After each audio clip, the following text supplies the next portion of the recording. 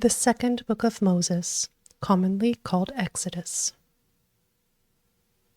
Now these are the names of the sons of Israel, who came into Egypt. Every man and his household came with Jacob. Reuben, Simeon, Levi, and Judah, Issachar, Zebulun, and Benjamin, Dan and Naphtali, Gad and Asher. All the souls who came out of Jacob's body were 70 souls, and Joseph was in Egypt already. Joseph died, as did all his brothers and all that generation. The children of Israel were fruitful, and increased abundantly, and multiplied, and grew exceedingly mighty, and the land was filled with them. Now there arose a new king over Egypt, who didn't know Joseph. He said to his people, "Behold, the people of the children of Israel are more and mightier than we. Come, let's deal wisely with them, lest they multiply, and it happen that when any war breaks out, they also join themselves to our enemies and fight against us, and escape out of the land." Therefore they set taskmasters over them to afflict them with their burdens. They built storage cities for Pharaoh, Pithom, and Ramses.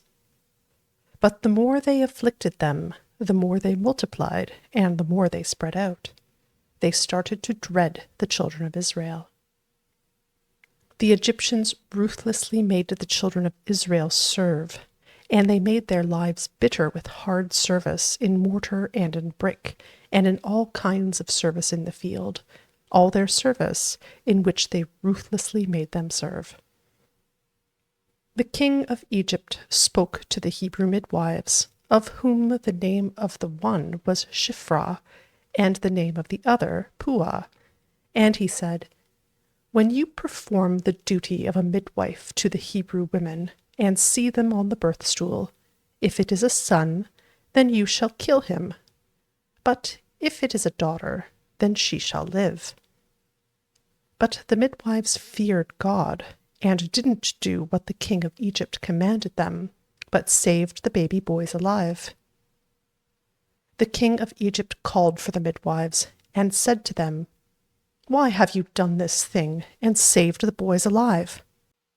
The midwives said to Pharaoh, "Because the Hebrew women aren't like the Egyptian women, for they are vigorous and give birth before the midwife comes to them." God dealt well with the midwives, and the people multiplied and grew very mighty. Because the midwives feared God, he gave them families. Pharaoh commanded all his people, saying, "You shall cast every son who was born into the river, and every daughter you shall save alive." A man of the house of Levi went and took a daughter of Levi as his wife. The woman conceived and bore a son. When she saw that he was a fine child, she hid him 3 months.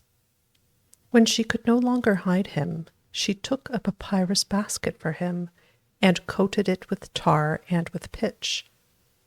She put the child in it, and laid it in the reeds by the river's bank. His sister stood far off to see what would be done to him. Pharaoh's daughter came down to bathe at the river. Her maidens walked along by the riverside. She saw the basket among the reeds, and sent her servant to get it. She opened it and saw the child, and behold, the baby cried. She had compassion on him, and said, "This is one of the Hebrews' children." Then his sister said to Pharaoh's daughter, "Should I go and call a nurse for you from the Hebrew women, that she may nurse the child for you?" Pharaoh's daughter said to her, "Go." The young woman went and called the child's mother.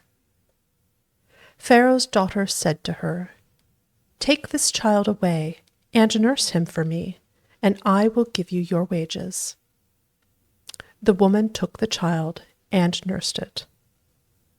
The child grew, and she brought him to Pharaoh's daughter, and he became her son. She named him Moses, and said, "Because I drew him out of the water." In those days, when Moses had grown up, he went out to his brothers and saw their burdens. He saw an Egyptian striking a Hebrew, one of his brothers.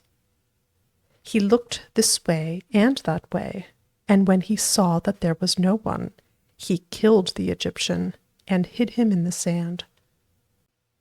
He went out the second day, and behold, 2 men of the Hebrews were fighting with each other. He said to him who did the wrong, "Why do you strike your fellow?"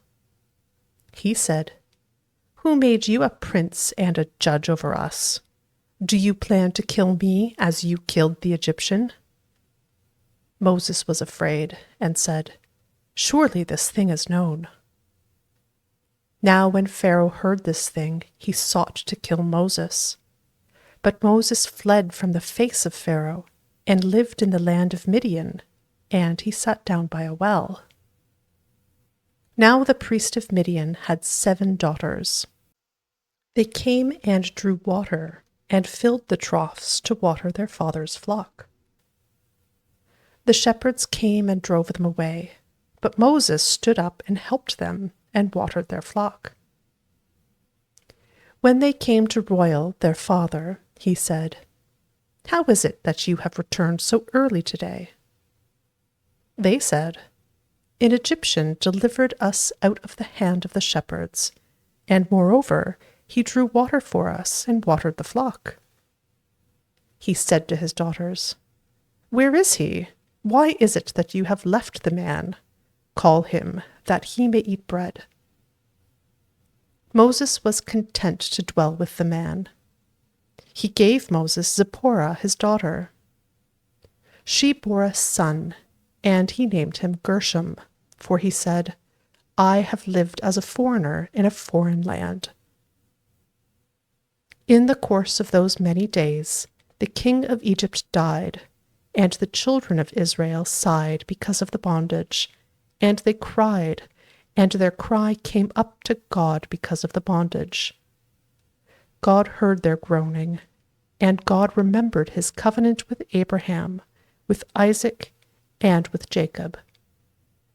God saw the children of Israel, and God understood.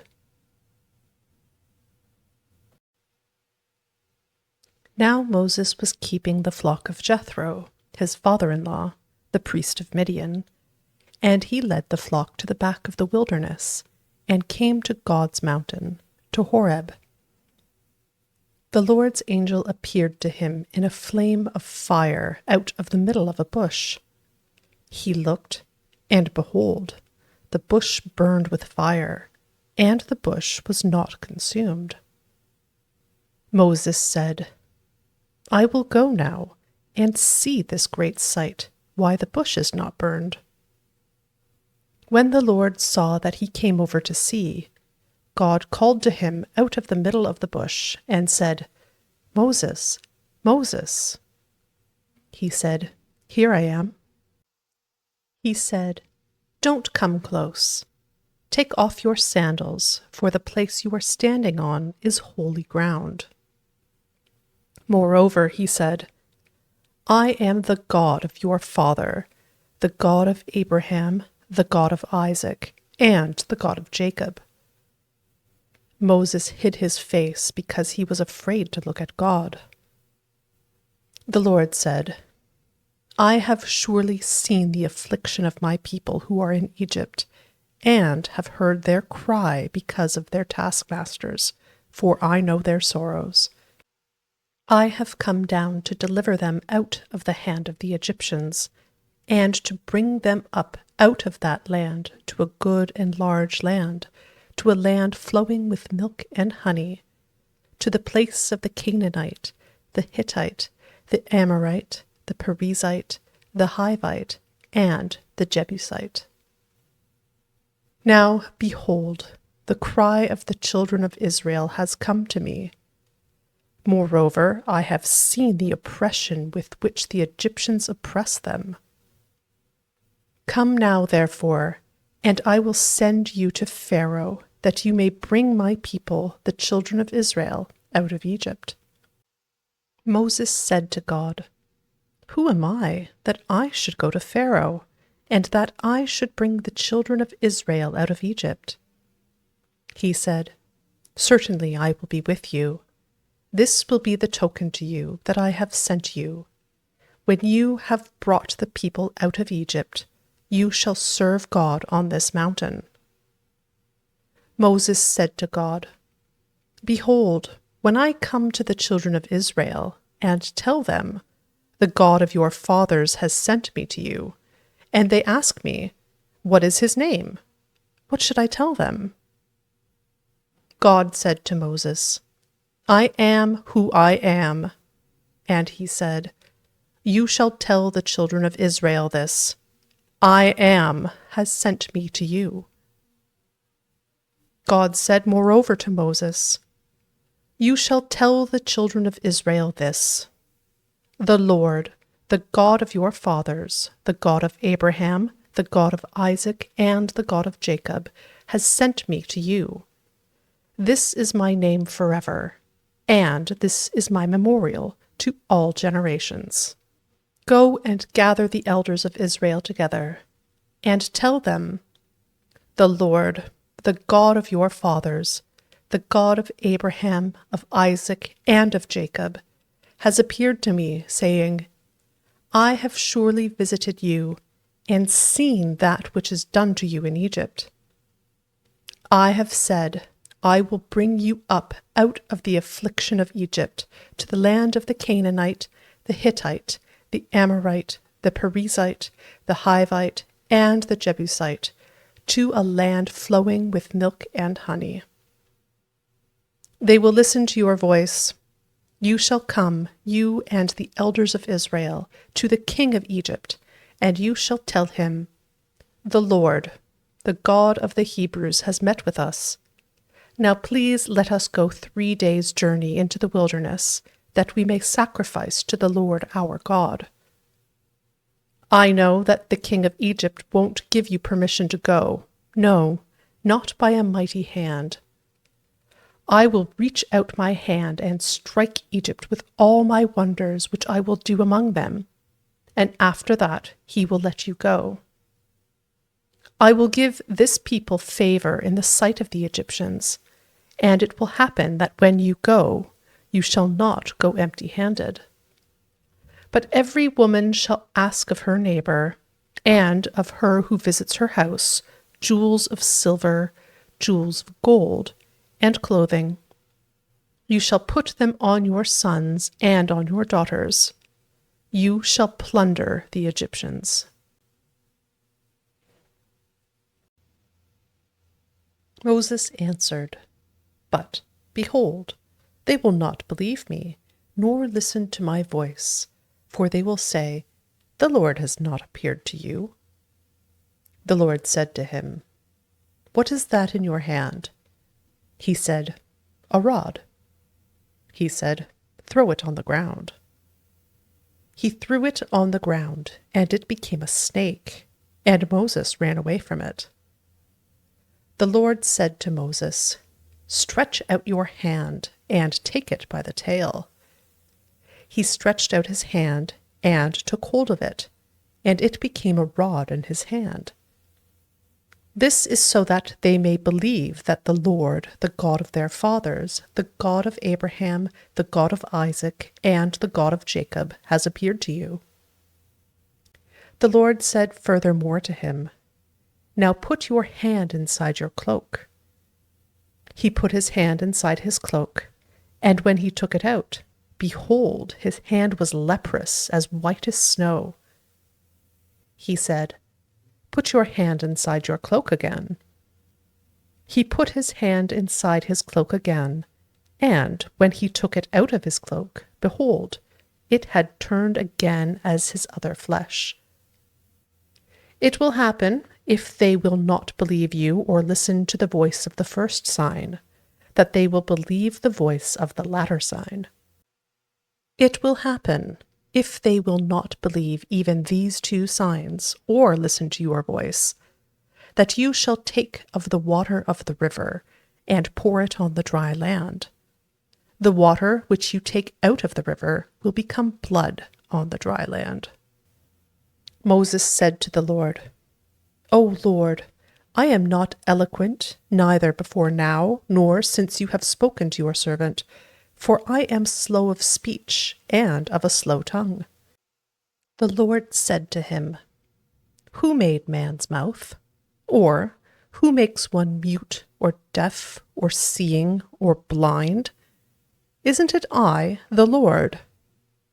Now therefore go, and I will be with your mouth, and teach you what you shall speak. Moses said, O Lord, please send someone else. The Lord's anger burned against Moses, and he said, What about Aaron, your brother, the Levite? I know that he can speak well. Also, behold, he is coming out to meet you. When he sees you, he will be glad in his heart. You shall speak to him, and put the words in his mouth. I will be with your mouth, and with his mouth, and will teach you what you shall do. He will be your spokesman to the people. It will happen that he will be to you a mouth, and you will be to him as God. You shall take this rod in your hand, with which you shall do the signs. Moses went and returned to Jethro, his father-in-law, and said to him, Please let me go and return to my brothers who are in Egypt, and see whether they are still alive. Jethro said to Moses, Go in peace. The Lord said to Moses in Midian, Go return into Egypt, for all the men who sought your life are dead. Moses took his wife and his sons, and set them on a donkey, and he returned to the land of Egypt. Moses took God's rod in his hand. The Lord said to Moses, When you go back into Egypt, see that you do before Pharaoh all the wonders which I have put in your hand, but I will harden his heart, and he will not let the people go. You shall tell Pharaoh, The Lord says, Israel is my son, my firstborn, and I have said to you, Let my son go, that he may serve me, and you have refused to let him go. Behold, I will kill your firstborn son. On the way at a lodging place, the Lord met Moses and wanted to kill him. Then Zipporah took a flint and cut off the foreskin of her son and cast it at his feet. And she said, Surely you are a bridegroom of blood to me. So he let him alone. Then she said, You are a bridegroom of blood because of the circumcision. The Lord said to Aaron, Go into the wilderness to meet Moses. He went and met him on God's mountain and kissed him. Moses told Aaron all the Lord's words with which he had sent him, and all the signs with which he had instructed him. Moses and Aaron went and gathered together all the elders of the children of Israel. Aaron spoke all the words which the Lord had spoken to Moses, and did the signs in the sight of the people. The people believed, and when they heard that the Lord had visited the children of Israel, and that he had seen their affliction, then they bowed their heads and worshipped. Afterward Moses and Aaron came and said to Pharaoh, This is what the Lord, the God of Israel, says, Let my people go, that they may hold a feast to me in the wilderness. Pharaoh said, Who is the Lord, that I should listen to his voice to let Israel go? I don't know the Lord, and moreover, I will not let Israel go. They said, The God of the Hebrews has met with us. Please let us go 3 days' journey into the wilderness, and sacrifice to the Lord, our God, lest he fall on us with pestilence or with the sword." The king of Egypt said to them, "Why do you, Moses and Aaron, take the people from their work? Get back to your burdens."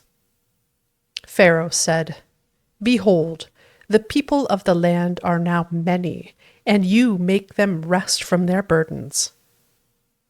The same day Pharaoh commanded the taskmasters of the people and their officers, saying, "You shall no longer give the people straw to make brick, as before. Let them go and gather straw for themselves. You shall require from them the number of the bricks which they made before. You shall not diminish anything of it, for they are idle. Therefore they cry, saying, 'Let's go and sacrifice to our God.' Let heavier work be laid on the men, that they may labor in it. Don't let them pay any attention to lying words." The taskmasters of the people went out with their officers, and they spoke to the people, saying, "This is what Pharaoh says. I will not give you straw. Go yourselves, get straw where you can find it, for nothing of your work shall be diminished." So the people were scattered abroad throughout all the land of Egypt to gather stubble for straw. The taskmasters were urgent, saying, "Fulfill your work quota daily, as when there was straw." The officers of the children of Israel, whom Pharaoh's taskmasters had set over them, were beaten, and were asked, "Why haven't you fulfilled your quota both yesterday and today in making brick as before?"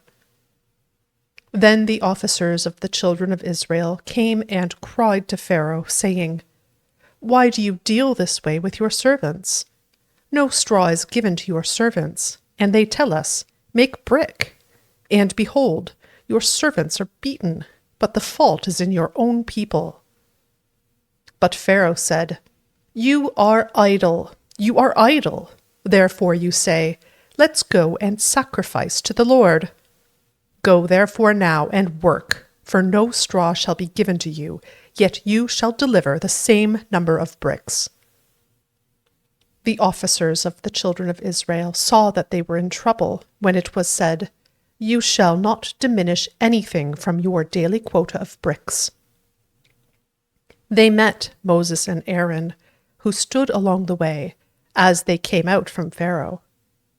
They said to them, "May the Lord look at you and judge, because you have made us a stench to be abhorred in the eyes of Pharaoh, and in the eyes of his servants, to put a sword in their hand to kill us."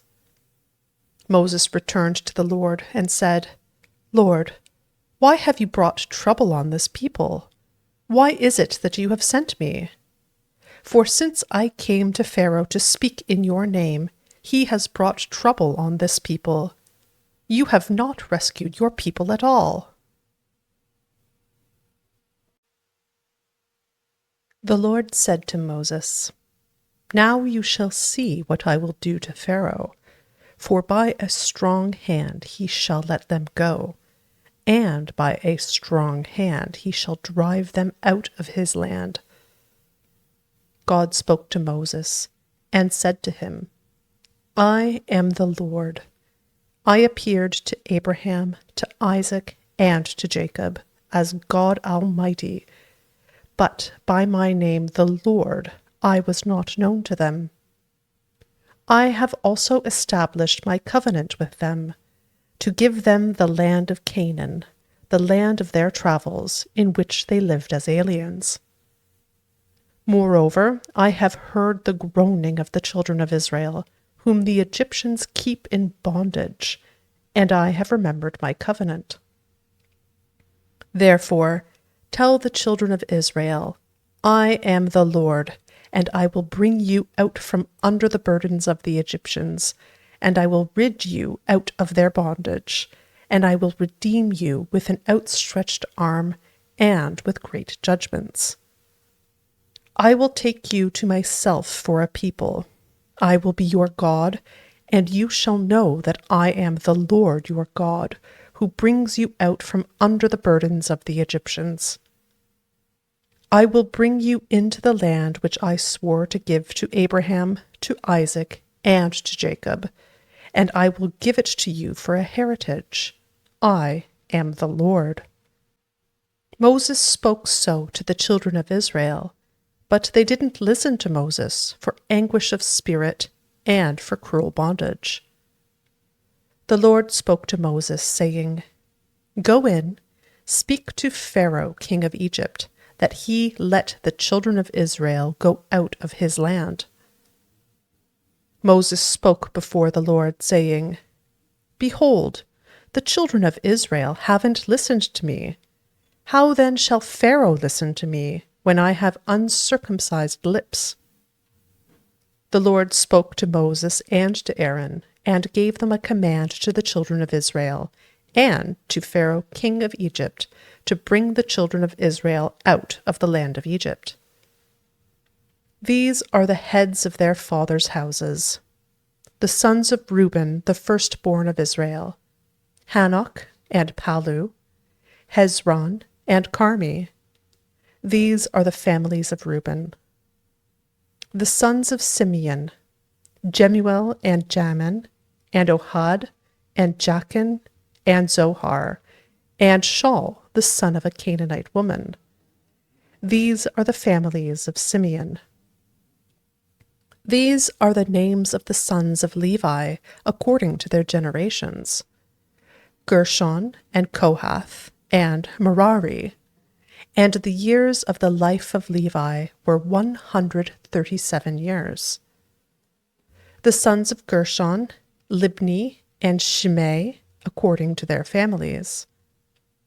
The sons of Kohath, Amram, and Izhar, and Hebron, and Uzziel, and the years of the life of Kohath were 133 years. The sons of Merari, Mali, and Mushi. These are the families of the Levites according to their generations. Amram took Jochebed his father's sister to himself as wife, and she bore him Aaron and Moses. The years of the life of Amram were 137 years. The sons of Izhar, Korah, and Nepheg, and Zikri. The sons of Uzziel, Mishael, Elzaphan, and Sithri. Aaron took Elisheba, the daughter of Amminadab, the sister of Nahshon, as his wife, and she bore him Nadab and Abihu, Eleazar and Ithamar. The sons of Korah, Asir, Elkanah, and Abiasaph. These are the families of the Korahites. Eleazar, Aaron's son, took one of the daughters of Putiel as his wife, and she bore him Phinehas. These are the heads of the fathers' houses of the Levites according to their families. These are that Aaron and Moses, to whom the Lord said, Bring out the children of Israel from the land of Egypt according to their armies. These are those who spoke to Pharaoh king of Egypt to bring out the children of Israel from Egypt. These are that Moses and Aaron.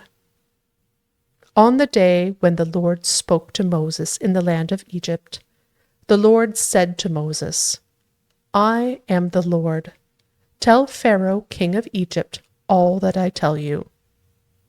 Moses said before the Lord, Behold, I am of uncircumcised lips, and how shall Pharaoh listen to me?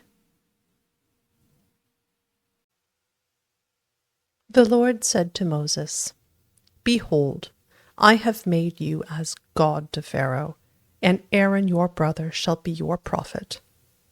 You shall speak all that I command you, and Aaron your brother shall speak to Pharaoh, that he let the children of Israel go out of his land.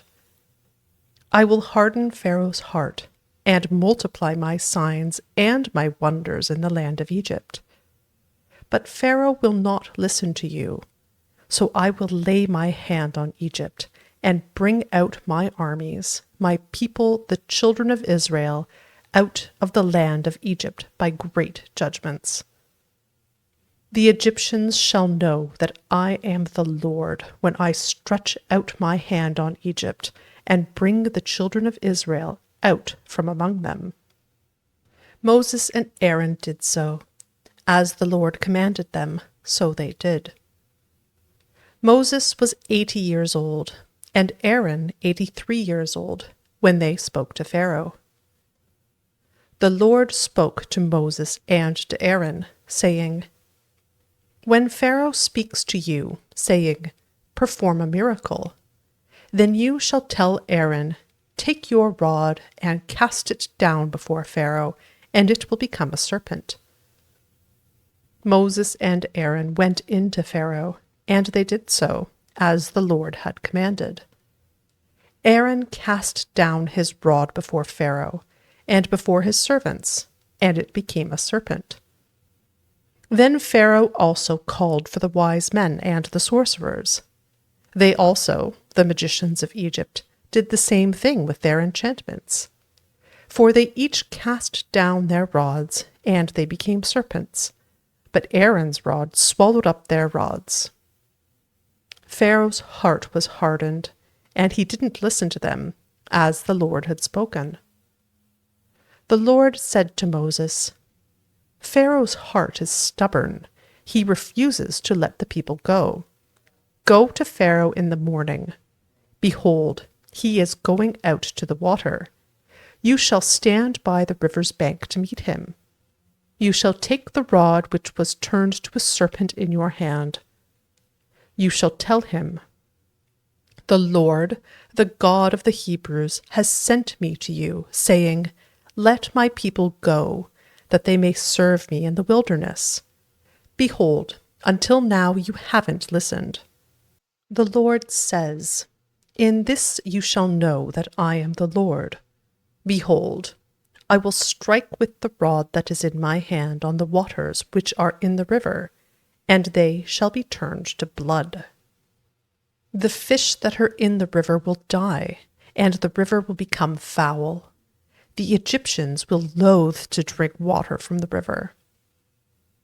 The Lord said to Moses, Tell Aaron, Take your rod and stretch out your hand over the waters of Egypt, over their rivers, over their streams, and over their pools, and over all their ponds of water, that they may become blood. There will be blood throughout all the land of Egypt, both in vessels of wood and in vessels of stone. Moses and Aaron did so, as the Lord commanded, and he lifted up the rod and struck the waters that were in the river, in the sight of Pharaoh, and in the sight of his servants, and all the waters that were in the river were turned to blood. The fish that were in the river died. The river became foul. The Egyptians couldn't drink water from the river. The blood was throughout all the land of Egypt. The magicians of Egypt did the same thing with their enchantments. So Pharaoh's heart was hardened, and he didn't listen to them, as the Lord had spoken. Pharaoh turned and went into his house, and he didn't even take this to heart. All the Egyptians dug around the river for water to drink, for they couldn't drink the river water. 7 days were fulfilled after the Lord had struck the river. The Lord spoke to Moses. Go in to Pharaoh and tell him, This is what the Lord says. Let my people go, that they may serve me. If you refuse to let them go, behold, I will plague all your borders with frogs. The river will swarm with frogs, which will go up and come into your house, and into your bedroom, and on your bed, and into the house of your servants, and on your people, and into your ovens, and into your kneading troughs. The frogs shall come up both on you and on your people, and on all your servants. The Lord said to Moses, "Tell Aaron, stretch out your hand with your rod over the rivers, over the streams, and over the pools, and cause frogs to come up on the land of Egypt." Aaron stretched out his hand over the waters of Egypt, and the frogs came up and covered the land of Egypt. The magicians did the same thing with their enchantments, and brought up frogs on the land of Egypt. Then Pharaoh called for Moses and Aaron, and said, "Entreat the Lord that he take away the frogs from me and from my people, and I will let the people go, that they may sacrifice to the Lord."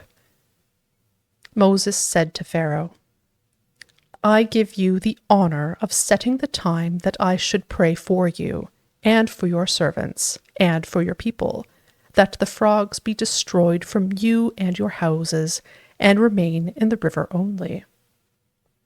Pharaoh said, "Tomorrow."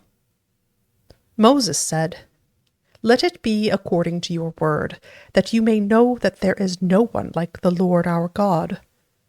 The frogs shall depart from you, and from your houses, and from your servants, and from your people.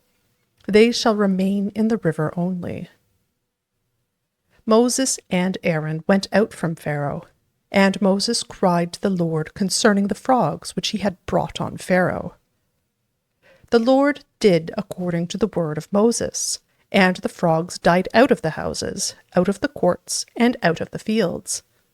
They gathered them together in heaps, and the land stank. But when Pharaoh saw that there was a respite, he hardened his heart, and didn't listen to them, as the Lord had spoken. The Lord said to Moses, "Tell Aaron, stretch out your rod, and strike the dust of the earth, that it may become lice throughout all the land of Egypt." They did so, and Aaron stretched out his hand with his rod, and struck the dust of the earth, and there were lice on man and on animal. All the dust of the earth became lice throughout all the land of Egypt. The magicians tried with their enchantments to produce lice, but they couldn't. There were lice on man and on animal. Then the magicians said to Pharaoh, "This is God's finger." But Pharaoh's heart was hardened, and he didn't listen to them, as the Lord had spoken. The Lord said to Moses, "Rise up early in the morning, and stand before Pharaoh. Behold, he comes out to the water, and tell him, 'This is what the Lord says. Let my people go, that they may serve me. Else, if you will not let my people go, behold, I will send swarms of flies on you, and on your servants, and on your people, and into your houses. The houses of the Egyptians shall be full of swarms of flies, and also the ground they are on. I will set apart in that day the land of Goshen, in which my people dwell, that no swarms of flies shall be there, to the end you may know that I am the Lord on the earth. I will put a division between my people and your people. This sign shall happen by tomorrow." The Lord did so, and there came grievous swarms of flies into the house of Pharaoh and into his servants' houses. In all the land of Egypt, the land was corrupted by reason of the swarms of flies. Pharaoh called for Moses and for Aaron, and said, "Go, sacrifice to your God in the land." Moses said, "It isn't appropriate to do so, for we shall sacrifice the abomination of the Egyptians to the Lord our God. Behold, if we sacrifice the abomination of the Egyptians before their eyes, won't they stone us? We will go 3 days' journey into the wilderness and sacrifice to the Lord our God as he shall command us." Pharaoh said, "I will let you go, that you may sacrifice to the Lord your God in the wilderness. Only you shall not go very far away. Pray for me." Moses said, "Behold, I am going out from you. I will pray to the Lord that the swarms of flies may depart from Pharaoh, from his servants, and from his people tomorrow. Only don't let Pharaoh deal deceitfully any more in not letting the people go to sacrifice to the Lord." Moses went out from Pharaoh and prayed to the Lord. The Lord did according to the word of Moses, and he removed the swarms of flies from Pharaoh, from his servants, and from his people. There remained not one. Pharaoh hardened his heart this time also, and he didn't let the people go.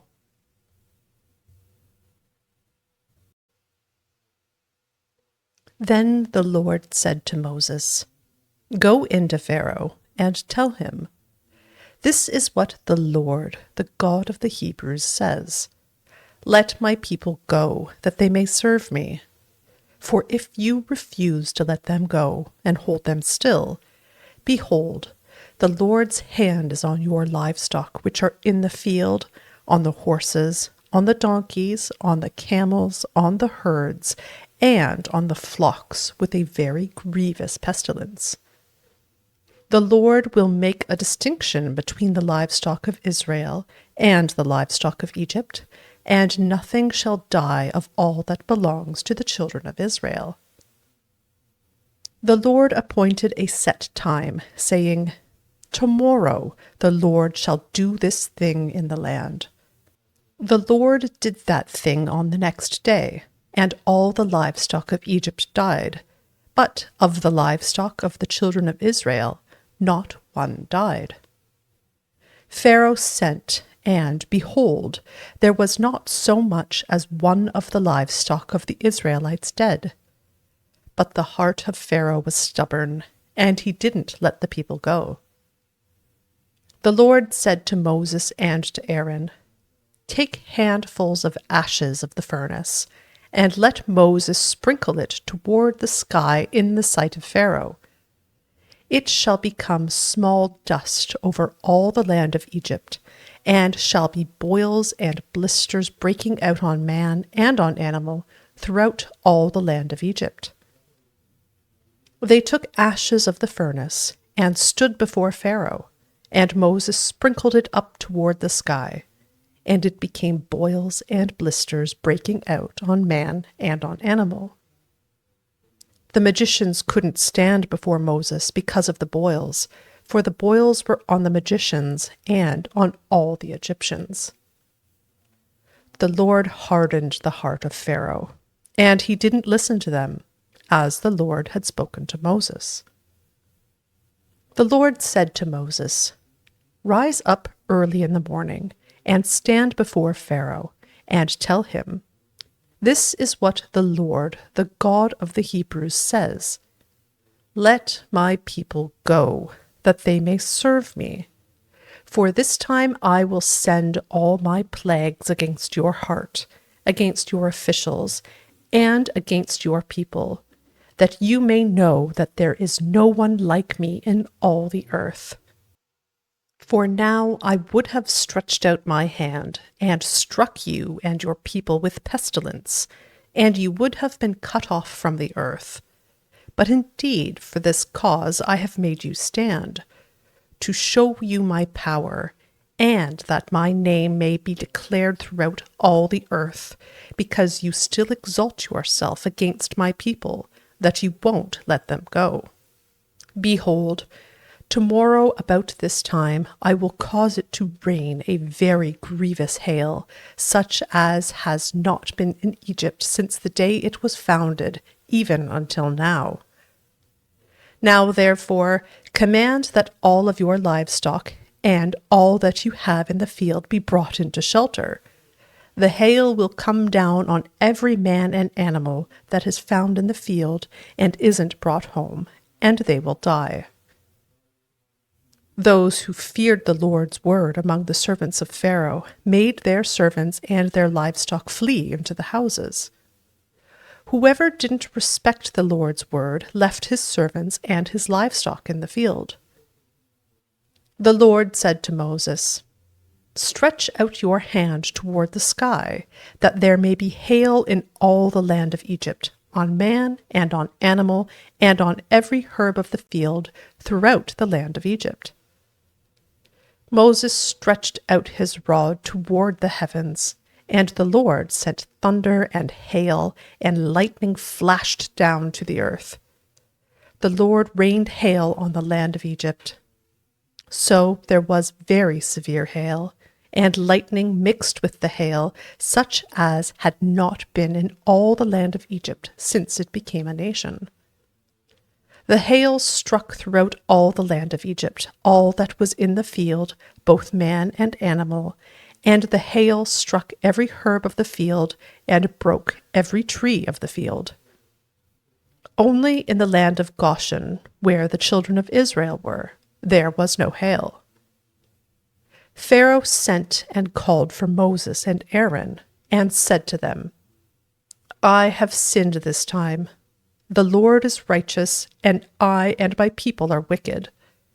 Pray to the Lord, for there has been enough of mighty thunderings and hail. I will let you go, and you shall stay no longer." Moses said to him, "As soon as I have gone out of the city, I will spread out my hands to the Lord. The thunders shall cease, and there will not be any more hail, that you may know that the earth is the Lord's. But as for you and your servants, I know that you don't yet fear the Lord God."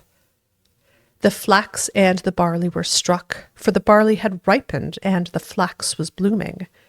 But the wheat and the spelt were not struck, for they had not grown up. Moses went out of the city from Pharaoh, and spread out his hands to the Lord, and the thunders and hail ceased, and the rain was not poured on the earth. When Pharaoh saw that the rain and the hail and the thunders had ceased, he sinned yet more, and hardened his heart, he and his servants. The heart of Pharaoh was hardened, and he didn't let the children of Israel go, just as the Lord had spoken through Moses.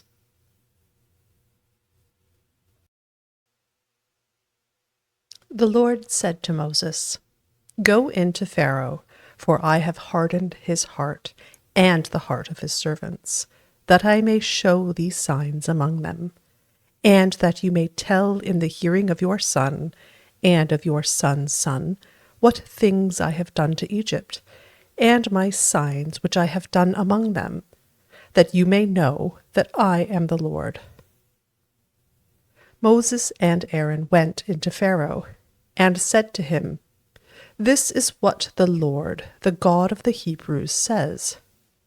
How long will you refuse to humble yourself before me? Let my people go, that they may serve me.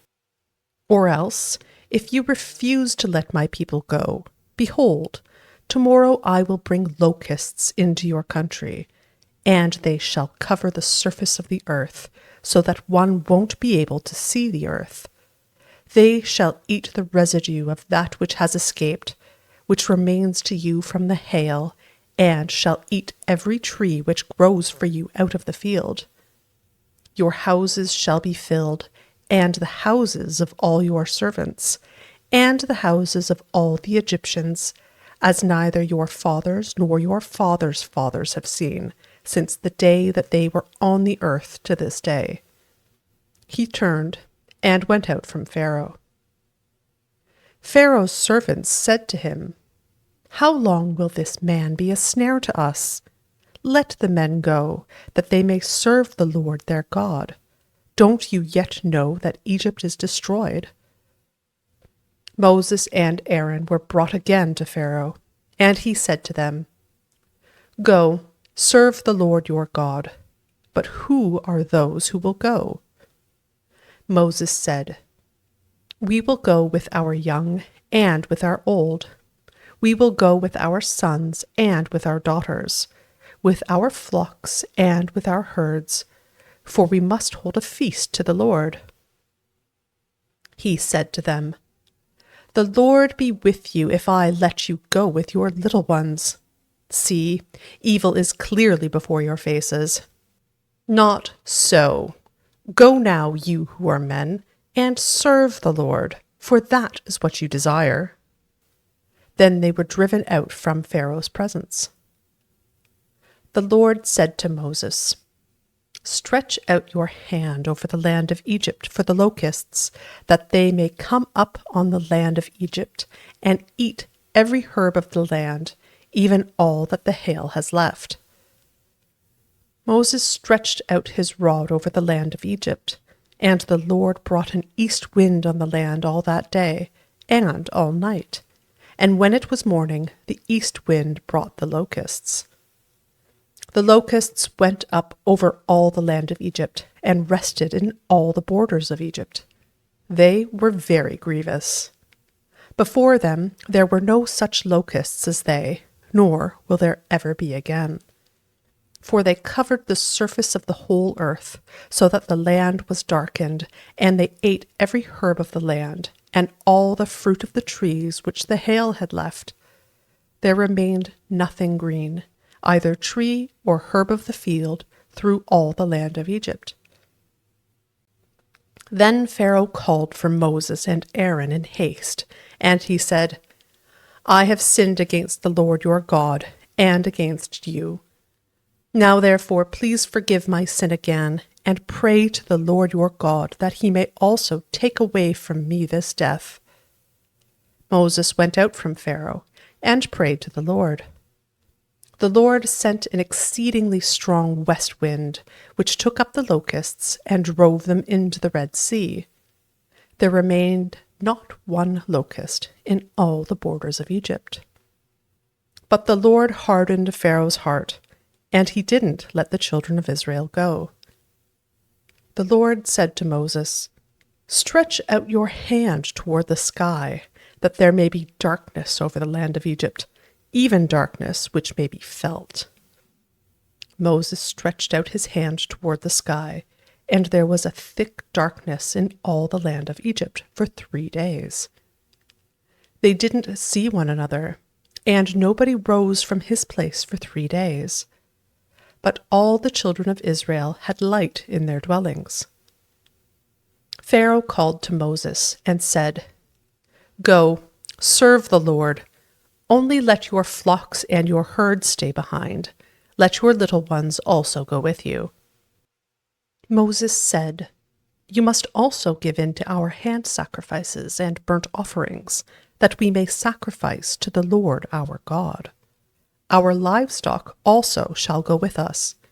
Not a hoof shall be left behind, for of it we must take to serve the Lord our God, and we don't know with what we must serve the Lord until we come there." But the Lord hardened Pharaoh's heart, and he wouldn't let them go. Pharaoh said to him, "Get away from me. Be careful to see my face no more.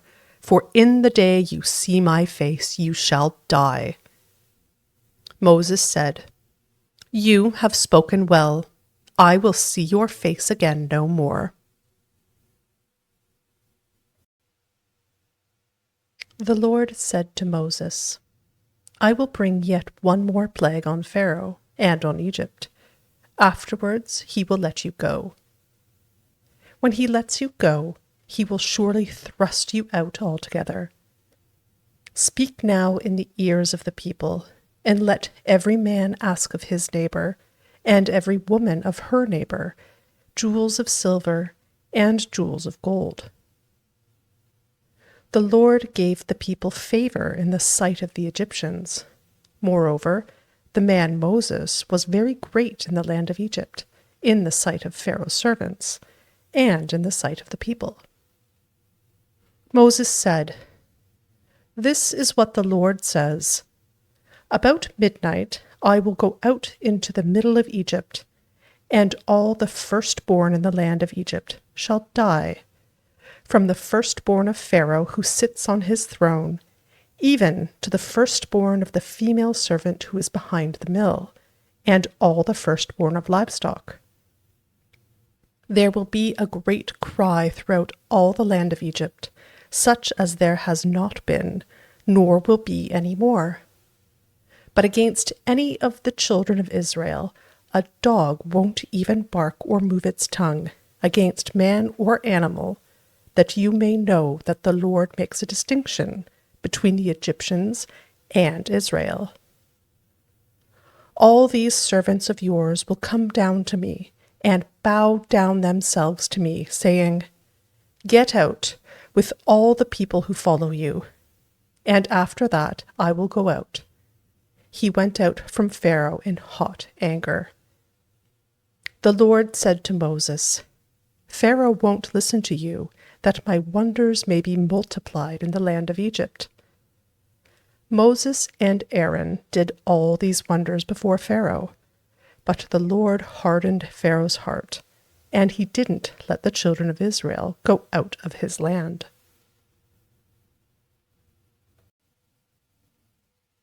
The Lord spoke to Moses and Aaron in the land of Egypt, saying, This month shall be to you the beginning of months. It shall be the first month of the year to you. Speak to all the congregation of Israel, saying, On the 10th day of this month they shall take to them every man a lamb according to their fathers' houses, a lamb for a household. And if the household is too little for a lamb, then he and his neighbor next to his house shall take one according to the number of the souls. You shall make your count for the lamb according to what everyone can eat. Your lamb shall be without defect, a male a year old. You shall take it from the sheep or from the goats. You shall keep it until the 14th day of the same month, and the whole assembly of the congregation of Israel shall kill it at evening. They shall take some of the blood and put it on the 2 doorposts and on the lintel, on the houses in which they shall eat it. They shall eat the meat in that night, roasted with fire, with unleavened bread. They shall eat it with bitter herbs. Don't eat it raw, nor boiled at all with water, but roasted with fire, with its head, its legs, and its inner parts. You shall let nothing of it remain until the morning, but that which remains of it until the morning you shall burn with fire. This is how you shall eat it, with your belt on your waist, your sandals on your feet, and your staff in your hand, and you shall eat it in haste. It is the Lord's Passover. For I will go through the land of Egypt in that night, and will strike all the firstborn in the land of Egypt, both man and animal. I will execute judgments against all the gods of Egypt. I am the Lord. The blood shall be to you for a token on the houses where you are. When I see the blood, I will pass over you, and no plague will be on you to destroy you when I strike the land of Egypt. This day shall be a memorial for you. You shall keep it as a feast to the Lord. You shall keep it as a feast throughout your generations, by an ordinance forever. 7 days you shall eat unleavened bread. Even the first day you shall put away yeast out of your houses. For whoever eats leavened bread from the first day until the 7th day, that soul shall be cut off from Israel. In the first day there shall be to you a holy convocation, and in the 7th day a holy convocation. No kind of work shall be done in them, except that which every man must eat. Only that may be done by you. You shall observe the feast of unleavened bread, for in this same day I have brought your armies out of the land of Egypt. Therefore you shall observe this day throughout your generations by an ordinance forever. In the first month, on the 14th day of the month at evening, you shall eat unleavened bread until the 21st day of the month at evening. There shall be no yeast found in your houses for 7 days. For whoever eats that which is leavened, that soul shall be cut off from the congregation of Israel, whether he is a foreigner or one who is born in the land. You shall eat nothing leavened. In all your habitations you shall eat unleavened bread. Then Moses called for all the elders of Israel, and said to them, Draw out and take lambs according to your families, and kill the Passover. You shall take a bunch of hyssop, and dip it in the blood that is in the basin, and strike the lintel and the 2 doorposts with the blood that is in the basin. None of you shall go out of the door of his house until the morning. For the Lord will pass through to strike the Egyptians, and when he sees the blood on the lintel and on the 2 doorposts, the Lord will pass over the door, and will not allow the destroyer to come into your houses to strike you. You shall observe this thing for an ordinance to you and to your sons forever. It shall happen when you have come to the land which the Lord will give you, as he has promised, that you shall keep this service. It will happen when your children ask you, What do you mean by this service? That you shall say, It is the sacrifice of the Lord's Passover, who passed over the houses of the children of Israel in Egypt, when he struck the Egyptians and spared our houses. The people bowed their heads and worshipped. The children of Israel went and did so, as the Lord had commanded Moses and Aaron, so they did. At midnight the Lord struck all the firstborn in the land of Egypt, from the firstborn of Pharaoh who sat on his throne to the firstborn of the captive who was in the dungeon, and all the firstborn of livestock. Pharaoh rose up in the night, he and all his servants, and all the Egyptians, and there was a great cry in Egypt, for there was not a house where there was not one dead. He called for Moses and Aaron by night, and said, Rise up, get out from among my people, both you and the children of Israel, and go, serve the Lord as you have said. Take both your flocks and your herds as you have said, and be gone, and bless me also. The Egyptians were urgent with the people to send them out of the land in haste, for they said, We are all dead men. The people took their dough before it was leavened, their kneading troughs being bound up in their clothes on their shoulders. The children of Israel did according to the word of Moses, and they asked of the Egyptians jewels of silver and jewels of gold and clothing. The Lord gave the people favor in the sight of the Egyptians, so that they let them have what they asked. They plundered the Egyptians.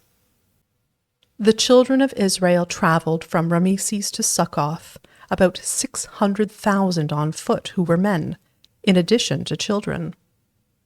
A mixed multitude went up also with them, with flocks, herds, and even very much livestock.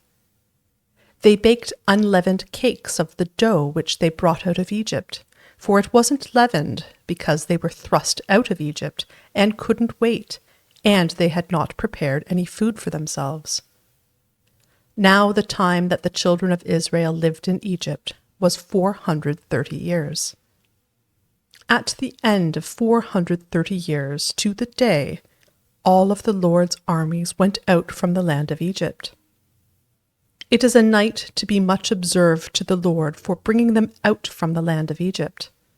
This is that night of the Lord, to be much observed by all the children of Israel throughout their generations.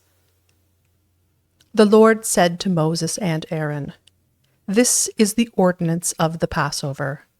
No foreigner shall eat of it, but every man's servant who is bought for money, when you have circumcised him, then shall he eat of it. A foreigner and a hired servant shall not eat of it. It must be eaten in one house. You shall not carry any of the meat outside of the house. Do not break any of its bones. All the congregation of Israel shall keep it. When a stranger lives as a foreigner with you and would like to keep the Passover to the Lord, let all his males be circumcised, and then let him come near and keep it. He shall be as one who is born in the land, but no uncircumcised person shall eat of it. One law shall be to him who is born at home, and to the stranger who lives as a foreigner among you. All the children of Israel did so. As the Lord commanded Moses and Aaron, so they did. That same day the Lord brought the children of Israel out of the land of Egypt by their armies. The Lord spoke to Moses, saying, Sanctify to me all the firstborn, whatever opens the womb among the children of Israel, both of man and of animal. It is mine.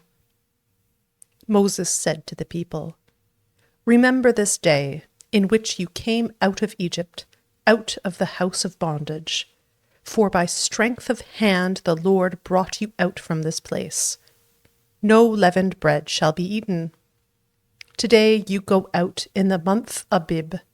It shall be when the Lord brings you into the land of the Canaanite, and the Hittite, and the Amorite, and the Hivite, and the Jebusite, which he swore to your fathers to give you, a land flowing with milk and honey, that you shall keep this service in this month.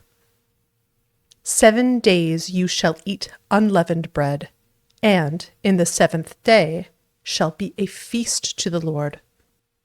Unleavened bread shall be eaten throughout the 7 days, and no leavened bread shall be seen with you.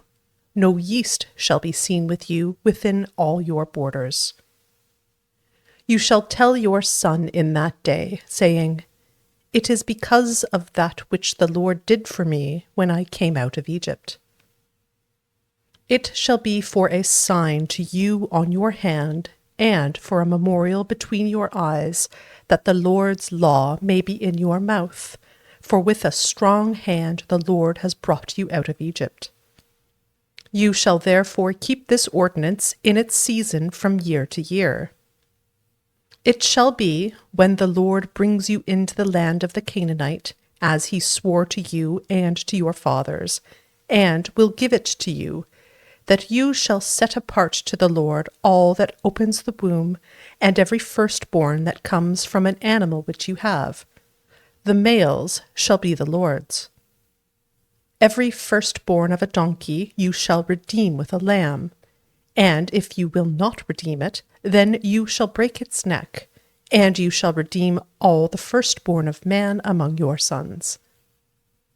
It shall be, when your son asks you in time to come, saying, What is this? That you shall tell him, By strength of hand the Lord brought us out from Egypt, from the house of bondage. When Pharaoh stubbornly refused to let us go, the Lord killed all the firstborn in the land of Egypt, both the firstborn of man and the firstborn of livestock. Therefore I sacrifice to the Lord all that opens the womb, being males, but all the firstborn of my sons I redeem. It shall be for a sign on your hand, and for symbols between your eyes. For by strength of hand the Lord brought us out of Egypt. When Pharaoh had let the people go, God didn't lead them by the way of the land of the Philistines, although that was near. For God said, Lest perhaps the people change their minds when they see war, and they return to Egypt.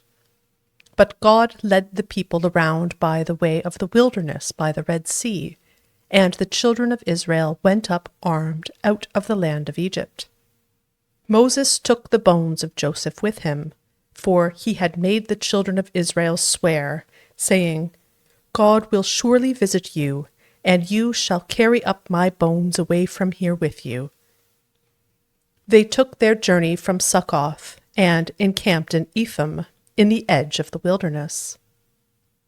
The Lord went before them by day in a pillar of cloud to lead them on their way, and by night in a pillar of fire to give them light, that they might go by day and by night.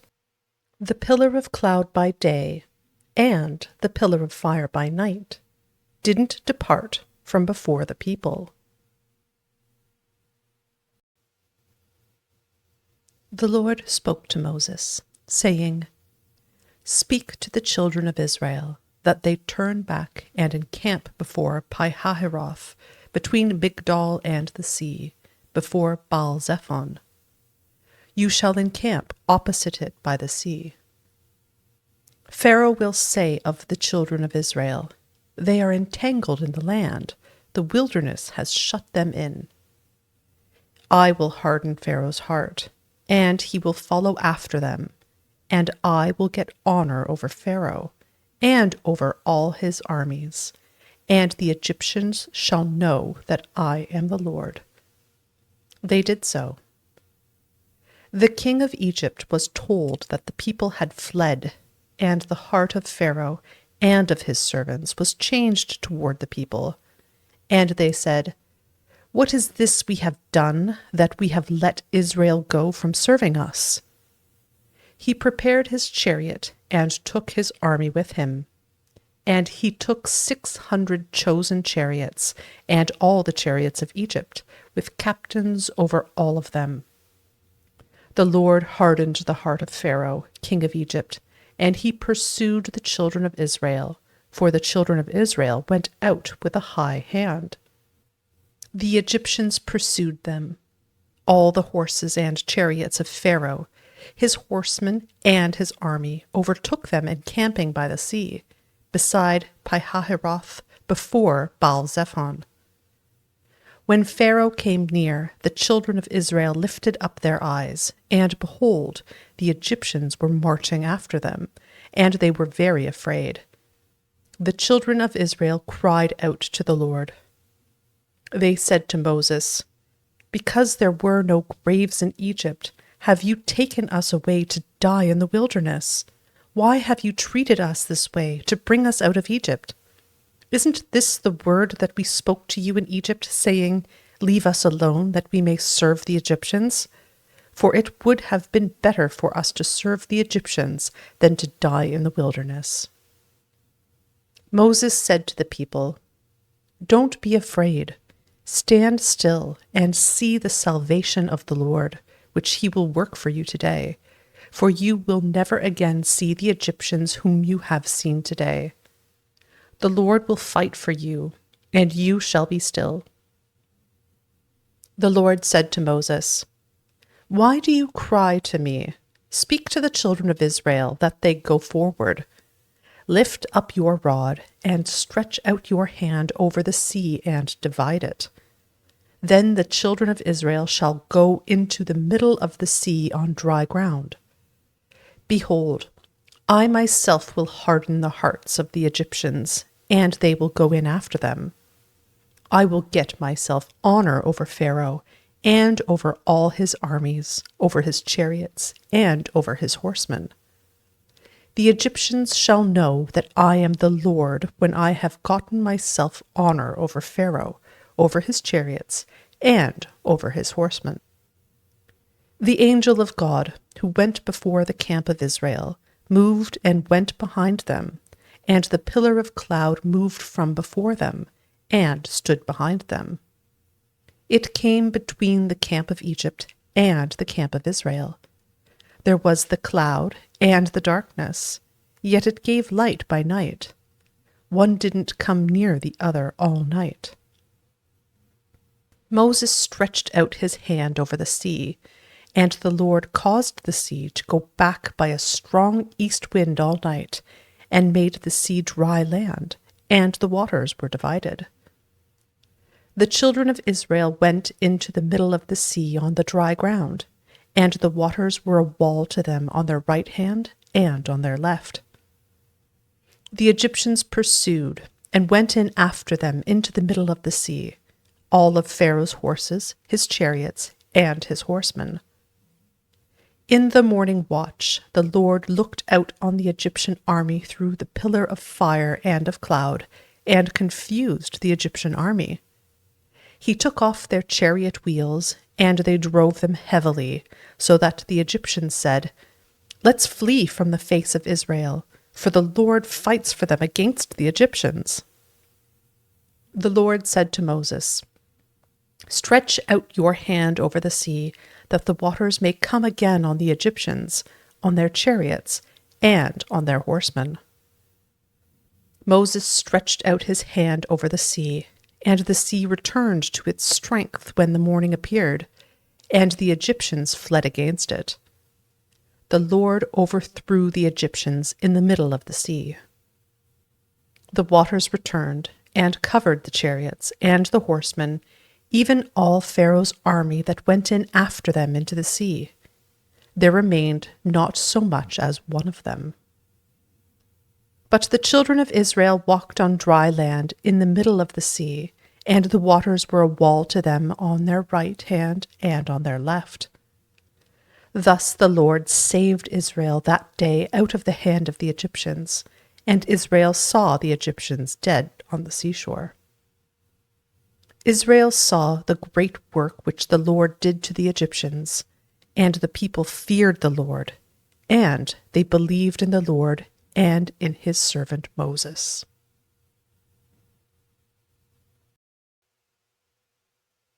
Then Moses and the children of Israel sang this song to the Lord, and said, I will sing to the Lord, for he has triumphed gloriously. He has thrown the horse and his rider into the sea. The Lord is my strength and song. He has become my salvation. This is my God, and I will praise him, my father's God, and I will exalt him. The Lord is a man of war. The Lord is his name. He has cast Pharaoh's chariots and his army into the sea. His chosen captains are sunk in the Red Sea. The deeps cover them. They went down into the depths like a stone. Your right hand, Lord, is glorious in power. Your right hand, Lord, dashes the enemy in pieces. In the greatness of your excellency, you overthrow those who rise up against you. You send out your wrath. It consumes them as stubble. With the blast of your nostrils, the waters were piled up. The floods stood upright as a heap. The deeps were congealed in the heart of the sea. The enemy said, I will pursue, I will overtake, I will divide the plunder. My desire will be satisfied on them. I will draw my sword, my hand will destroy them. You blew with your wind, the sea covered them. They sank like lead in the mighty waters. Who is like you, Lord, among the gods? Who is like you, glorious in holiness, fearful in praises, doing wonders? You stretched out your right hand, the earth swallowed them. You, in your loving kindness, have led the people that you have redeemed. You have guided them in your strength to your holy habitation. The peoples have heard. They tremble. Pangs have taken hold of the inhabitants of Philistia. Then the chiefs of Edom were dismayed.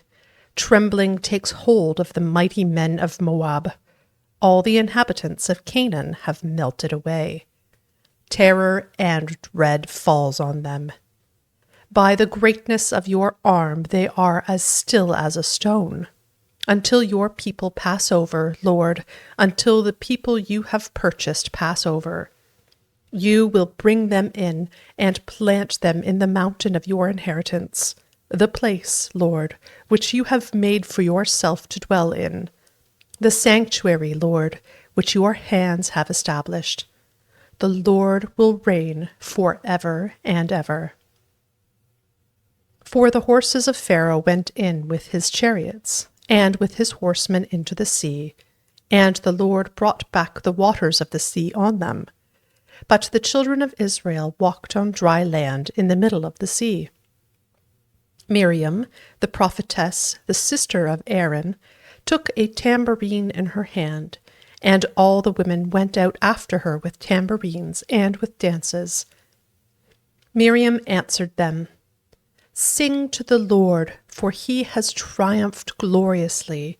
He has thrown the horse and his rider into the sea. Moses led Israel onward from the Red Sea, and they went out into the wilderness of Shur.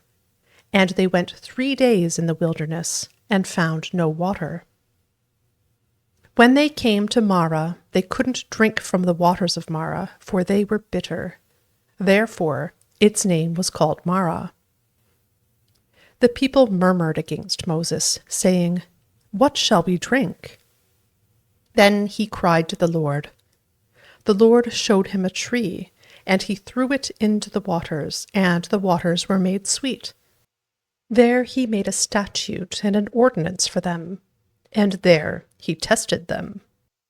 He said, "If you will diligently listen to the Lord your God's voice, and will do that which is right in his eyes, and will pay attention to his commandments, and keep all his statutes, I will put none of the diseases on you which I have put on the Egyptians, for I am the Lord who heals you." They came to Elim, where there were 12 springs of water and 70 palm trees. They encamped there by the waters. They took their journey from Elim, and all the congregation of the children of Israel came to the wilderness of Sin, which is between Elim and Sinai, on the 15th day of the 2nd month, after their departing out of the land of Egypt. The whole congregation of the children of Israel murmured against Moses and against Aaron in the wilderness, and the children of Israel said to them, "We wish that we had died by the Lord's hand in the land of Egypt, when we sat by the meat pots, when we ate our fill of bread, for you have brought us out into this wilderness to kill this whole assembly with hunger." Then the Lord said to Moses, "Behold, I will rain bread from the sky for you, and the people shall go out and gather a day's portion every day, that I may test them, whether they will walk in my law or not. It shall come to pass on the 6th day that they shall prepare that which they bring in, and it shall be twice as much as they gather daily." Moses and Aaron said to all the children of Israel, "At evening you shall know that the Lord has brought you out from the land of Egypt. In the morning you shall see the Lord's glory, because he hears your murmurings against the Lord. Who are we that you murmur against us?" Moses said, "Now the Lord will give you meat to eat in the evening, and in the morning bread to satisfy you, because the Lord hears your murmurings which you murmur against him. And who are we? Your murmurings are not against us, but against the Lord." Moses said to Aaron, "Tell all the congregation of the children of Israel, 'Come close to the Lord, for he has heard your murmurings.'" As Aaron spoke to the whole congregation of the children of Israel, they looked toward the wilderness, and behold, the Lord's glory appeared in the cloud. The Lord spoke to Moses, saying, "I have heard the murmurings of the children of Israel. Speak to them, saying, 'At evening you shall eat meat, and in the morning you shall be filled with bread. Then you will know that I am the Lord your God.'" In the evening quail came up and covered the camp, and in the morning the dew lay around the camp. When the dew that lay had gone, behold, on the surface of the wilderness was a small round thing, small as the frost on the ground. When the children of Israel saw it, they said to one another, "What is it?" For they didn't know what it was. Moses said to them, "It is the bread which the Lord has given you to eat. This is the thing which the Lord has commanded. Gather of it every one according to his eating, an omer a head, according to the number of your persons you shall take it, every man for those who were in his tent." The children of Israel did so, and some gathered more, some less. When they measured it with an omer, he who gathered much had nothing over, and he who gathered little had no lack. They each gathered according to his eating. Moses said to them, "Let no one leave of it until the morning." Notwithstanding, they didn't listen to Moses, but some of them left it until the morning. So it bred worms and became foul, and Moses was angry with them. They gathered it morning by morning, everyone according to his eating. When the sun grew hot, it melted. On the 6th day, they gathered twice as much bread, 2 omers for each one, and all the rulers of the congregation came and told Moses. He said to them, "This is that which the Lord has spoken. Tomorrow is a solemn rest, a holy Sabbath to the Lord. Bake that which you want to bake, and boil that which you want to boil, and all that remains over lay up for yourselves to be kept until the morning." They laid it up until the morning, as Moses ordered, and it didn't become foul, and there were no worms in it. Moses said, "Eat that today, for today is a Sabbath to the Lord. Today you shall not find it in the field. 6 days you shall gather it, but on the 7th day is the Sabbath. In it there shall be none." On the 7th day, some of the people went out to gather, and they found none. The Lord said to Moses, "How long do you refuse to keep my commandments and my laws? Behold, because the Lord has given you the Sabbath, therefore he gives you on the 6th day the bread of 2 days. Everyone stay in his place. Let no one go out of his place on the 7th day." So the people rested on the 7th day. The house of Israel called its name manna, and it was like coriander seed, white, and its taste was like wafers with honey. Moses said, "This is the thing which the Lord has commanded. Let an omer full of it be kept throughout your generations, that they may see the bread with which I fed you in the wilderness, when I brought you out of the land of Egypt." Moses said to Aaron, "Take a pot, and put an omer full of manna in it, and lay it up before the Lord, to be kept throughout your generations." As the Lord commanded Moses, so Aaron laid it up before the testimony to be kept. The children of Israel ate the manna 40 years, until they came to an inhabited land. They ate the manna until they came to the borders of the land of Canaan. Now an omer is 1/10 of an ephah. All the congregation of the children of Israel traveled from the wilderness of Sin, starting according to the Lord's commandment, and encamped in Rephidim, but there was no water for the people to drink. Therefore the people quarreled with Moses, and said, "Give us water to drink." Moses said to them, "Why do you quarrel with me? Why do you test the Lord?" The people were thirsty for water there, so the people murmured against Moses, and said, "Why have you brought us up out of Egypt, to kill us, our children, and our livestock with thirst?" Moses cried to the Lord, saying, "What shall I do with these people? They are almost ready to stone me." The Lord said to Moses, "Walk on before the people, and take the elders of Israel with you, and take the rod in your hand with which you struck the Nile, and go. Behold, I will stand before you there on the rock in Horeb. You shall strike the rock, and water will come out of it, that the people may drink." Moses did so in the sight of the elders of Israel.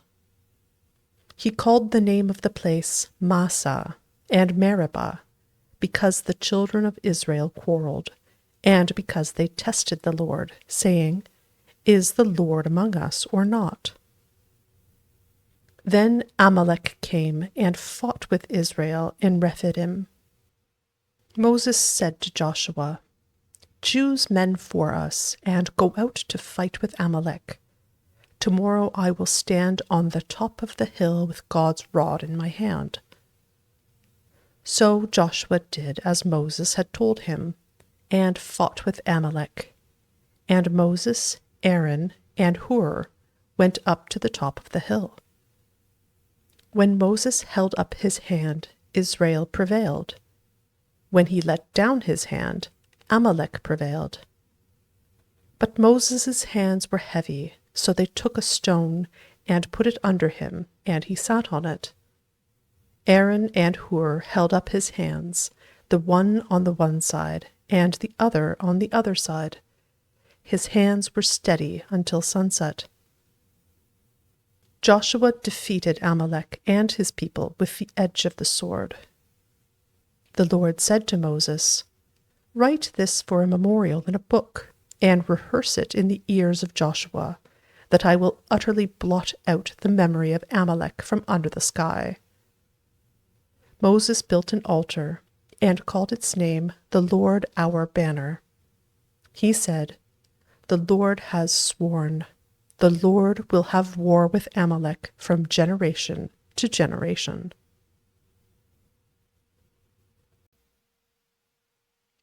Now Jethro, the priest of Midian, Moses' father-in-law, heard of all that God had done for Moses and for Israel his people, how the Lord had brought Israel out of Egypt.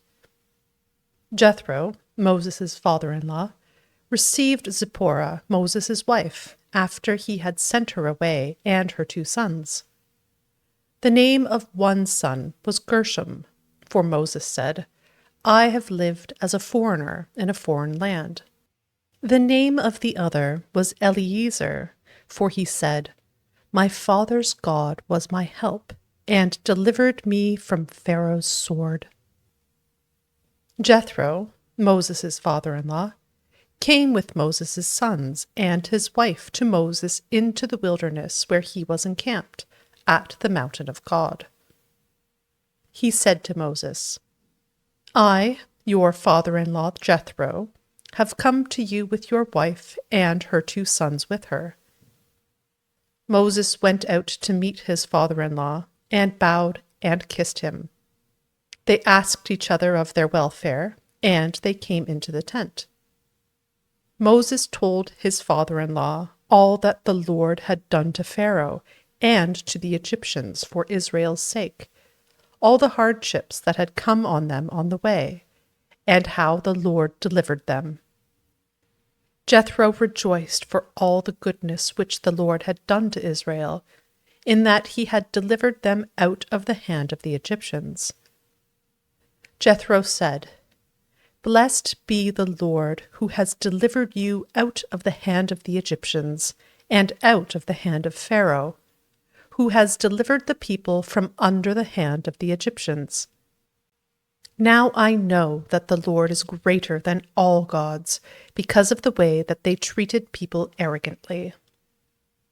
Jethro, Moses' father-in-law, took a burnt offering and sacrifices for God. Aaron came with all the elders of Israel to eat bread with Moses' father-in-law before God. On the next day, Moses sat to judge the people, and the people stood around Moses from the morning to the evening. When Moses' father-in-law saw all that he did to the people, he said, "What is this thing that you do for the people? Why do you sit alone, and all the people stand around you from morning to evening?" Moses said to his father-in-law, "Because the people come to me to inquire of God. When they have a matter, they come to me, and I judge between a man and his neighbor, and I make them know the statutes of God and his laws." Moses' father-in-law said to him, "The thing that you do is not good. You will surely wear away both you and this people that is with you, for the thing is too heavy for you. You are not able to perform it yourself alone. Listen now to my voice. I will give you counsel, and God be with you. You represent the people before God, and bring the causes to God. You shall teach them the statutes and the laws, and shall show them the way in which they must walk, and the work that they must do. Moreover, you shall provide out of all the people able men which fear God, men of truth, hating unjust gain, and placed such over them, to be rulers of thousands, rulers of hundreds, rulers of 50s, and rulers of 10s.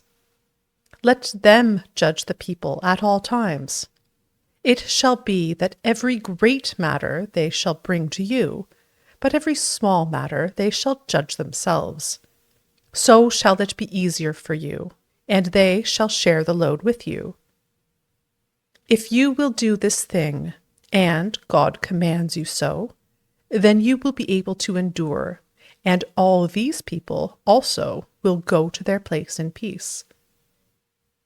So Moses listened to the voice of his father-in-law, and did all that he had said. Moses chose able men out of all Israel, and made them heads over the people, rulers of thousands, rulers of hundreds, rulers of 50s, and rulers of 10s. They judged the people at all times. They brought the hard cases to Moses, but every small matter they judged themselves. Moses let his father-in-law depart, and he went his way into his own land.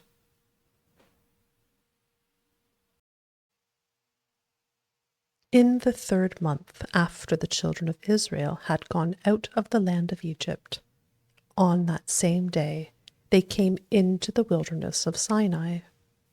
When they had departed from Rephidim, and had come to the wilderness of Sinai, they encamped in the wilderness, and there Israel encamped before the mountain.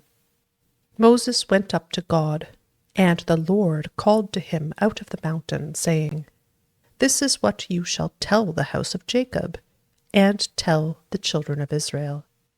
You have seen what I did to the Egyptians, and how I bore you on eagle's wings and brought you to myself. Now, therefore, if you will indeed obey my voice and keep my covenant, then you shall be my own possession from among all peoples, for all the earth is mine. And you shall be to me a kingdom of priests and a holy nation. These are the words which you shall speak to the children of Israel. Moses came and called for the elders of the people, and set before them all these words which the Lord commanded him. All the people answered together and said, All that the Lord has spoken, we will do. Moses reported the words of the people to the Lord. The Lord said to Moses, Behold, I come to you in a thick cloud, that the people may hear when I speak with you, and may also believe you forever. Moses told the words of the people to the Lord. The Lord said to Moses, Go to the people, and sanctify them today and tomorrow, and let them wash their garments, and be ready for the 3rd day. For on the 3rd day the Lord will come down in the sight of all the people on Mount Sinai. You shall set bounds to the people all around, saying, Be careful that you don't go up onto the mountain or touch its border. Whoever touches the mountain shall be surely put to death. No hand shall touch him, but he shall surely be stoned or shot through, whether it is animal or man, he shall not live. When the trumpet sounds long, they shall come up to the mountain. Moses went down from the mountain to the people, and sanctified the people, and they washed their clothes. He said to the people, Be ready by the 3rd day. Don't have sexual relations with a woman. On the 3rd day, when it was morning, there were thunders and lightnings, and a thick cloud on the mountain, and the sound of an exceedingly loud trumpet, and all the people who were in the camp trembled. Moses led the people out of the camp to meet God, and they stood at the lower part of the mountain. All of Mount Sinai smoked, because the Lord descended on it in fire, and its smoke ascended like the smoke of a furnace, and the whole mountain quaked greatly. When the sound of the trumpet grew louder and louder, Moses spoke, and God answered him by a voice. The Lord came down on Mount Sinai to the top of the mountain. The Lord called Moses to the top of the mountain, and Moses went up. The Lord said to Moses, "Go down, warn the people, lest they break through to the Lord to gaze, and many of them perish. Let the priests also who come near to the Lord sanctify themselves, lest the Lord break out on them." Moses said to the Lord, "The people can't come up to Mount Sinai, for you warned us, saying, 'Set bounds around the mountain and sanctify it.'" The Lord said to him, "Go down. You shall bring Aaron up with you, but don't let the priests and the people break through to come up to the Lord, lest he break out against them." So Moses went down to the people and told them.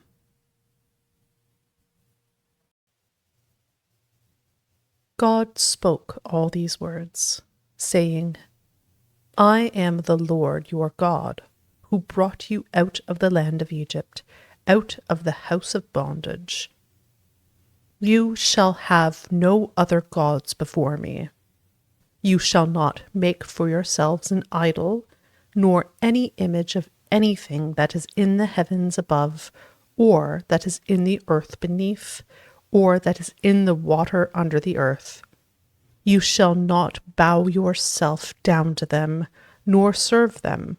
For I, the Lord your God, am a jealous God, visiting the iniquity of the fathers on the children, on the third and on the fourth generation of those who hate me, and showing loving kindness to thousands of those who love me and keep my commandments.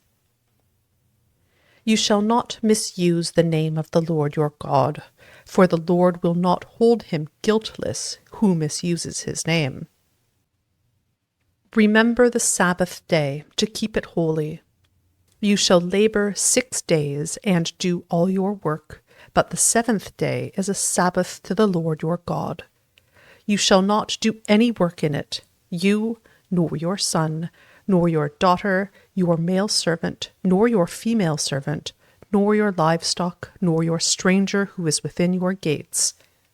For in 6 days the Lord made heaven and earth, the sea, and all that is in them, and rested the seventh day.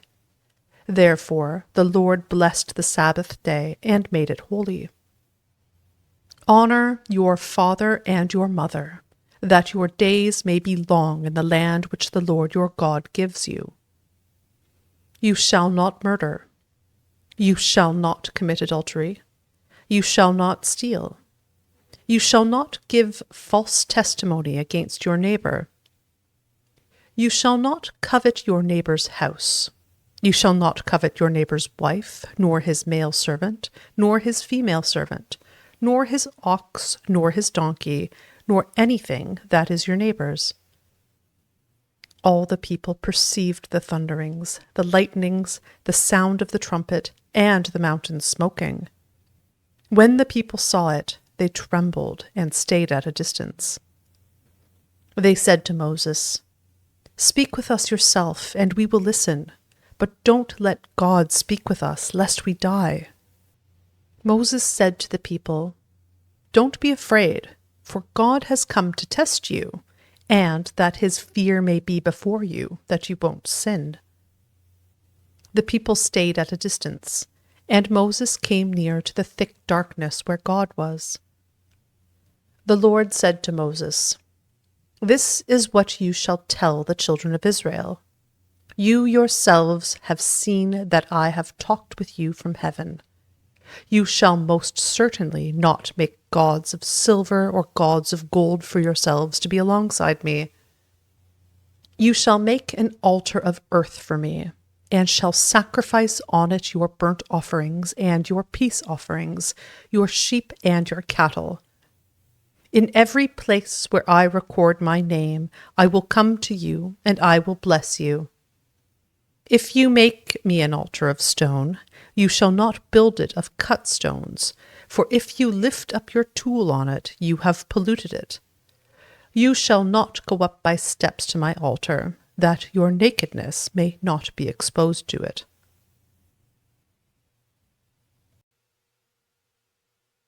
Now these are the ordinances which you shall set before them. If you buy a Hebrew servant, he shall serve 6 years, and in the 7th he shall go out free without paying anything. If he comes in by himself, he shall go out by himself. If he is married, then his wife shall go out with him. If his master gives him a wife, and she bears him sons or daughters, the wife and her children shall be her master's, and he shall go out by himself. But if the servant shall plainly say, I love my master, my wife, and my children, I will not go out free, then his master shall bring him to God, and shall bring him to the door or to the doorpost, and his master shall bore his ear through with an awl, and he shall serve him forever. If a man sells his daughter to be a female servant, she shall not go out as the male servants do. If she doesn't please her master, who has married her to himself, then he shall let her be redeemed. He shall have no right to sell her to a foreign people, since he has dealt deceitfully with her. If he marries her to his son, he shall deal with her as a daughter. If he takes another wife to himself, he shall not diminish her food, her clothing, and her marital rights. If he doesn't do these 3 things for her, she may go free without paying any money. One who strikes a man so that he dies shall surely be put to death, but not if it is unintentional, but God allows it to happen. Then I will appoint you a place where he shall flee. If a man schemes and comes presumptuously on his neighbor to kill him, you shall take him from my altar that he may die. Anyone who attacks his father or his mother shall be surely put to death. Anyone who kidnaps someone and sells him, or if he is found in his hand, he shall surely be put to death. Anyone who curses his father or his mother shall surely be put to death. If men quarrel, and one strikes the other with a stone or with his fist, and he doesn't die, but is confined to bed, if he rises again and walks around with his staff, then he who struck him shall be cleared. Only he shall pay for the loss of his time, and shall provide for his healing until he is thoroughly healed. If a man strikes his servant or his maid with a rod, and he dies under his hand, the man shall surely be punished. Notwithstanding, if his servant gets up after a day or 2, he shall not be punished, for the servant is his property. If men fight and hurt a pregnant woman, so that she gives birth prematurely, and yet no harm follows, he shall be surely fined as much as the woman's husband demands, and the judges allow. But if any harm follows, then you must take life for life, eye for eye, tooth for tooth, hand for hand, foot for foot, burning for burning, wound for wound, and bruise for bruise. If a man strikes his servant's eye or his maid's eye and destroys it, he shall let him go free for his eye's sake. If he strikes out his male servant's tooth or his female servant's tooth, he shall let the servant go free for his tooth's sake. If a bull gores a man or a woman to death, the bull shall surely be stoned, and its meat shall not be eaten, but the owner of the bull shall not be held responsible. But if the bull had a habit of goring in the past, and this has been testified to its owner, and he has not kept it in, but it has killed a man or a woman, the bull shall be stoned, and its owner shall also be put to death. If a ransom is imposed on him, then he shall give for the redemption of his life whatever is imposed. Whether it has gored a son or has gored a daughter, according to this judgment it shall be done to him. If the bull gores a male servant or a female servant, 30 shekels of silver shall be given to their master, and the ox shall be stoned.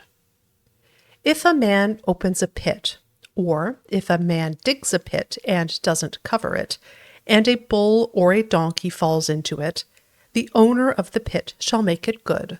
He shall give money to its owner, and the dead animal shall be his. If one man's bull injures another's so that it dies, then they shall sell the live bull and divide its price, and they shall also divide the dead animal. Or, if it is known that the bull was in the habit of goring in the past, and its owner has not kept it in, he shall surely pay bull for bull, and the dead animal shall be his own.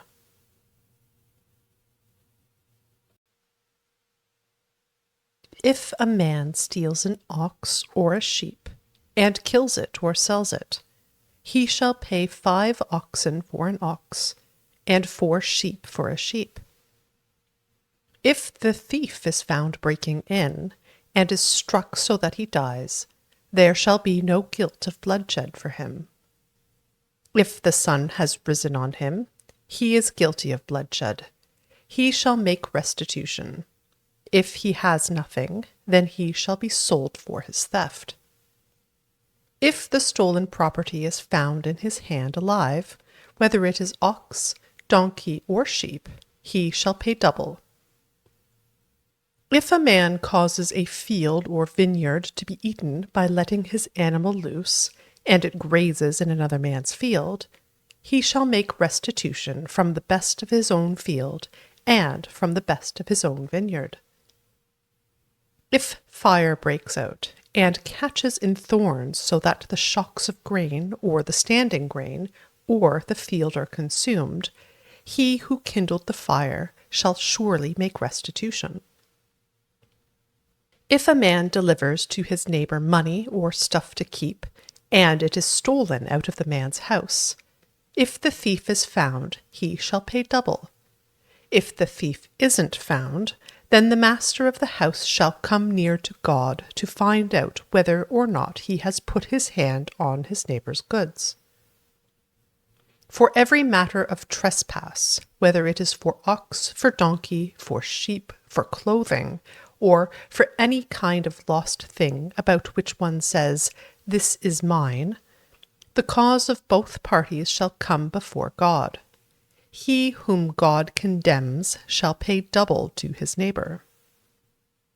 If a man delivers to his neighbor a donkey, an ox, a sheep, or any animal to keep, and it dies or is injured, or driven away, no man seeing it, the oath of the Lord shall be between them both. He has not put his hand on his neighbor's goods, and its owner shall accept it, and he shall not make restitution. But if it is stolen from him, the one who stole shall make restitution to its owner. If it is torn in pieces, let him bring it for evidence. He shall not make good that which was torn. If a man borrows anything of his neighbor's, and it is injured or dies, its owner not being with it, he shall surely make restitution. If its owner is with it, he shall not make it good. If it is a leased thing, it came for its lease.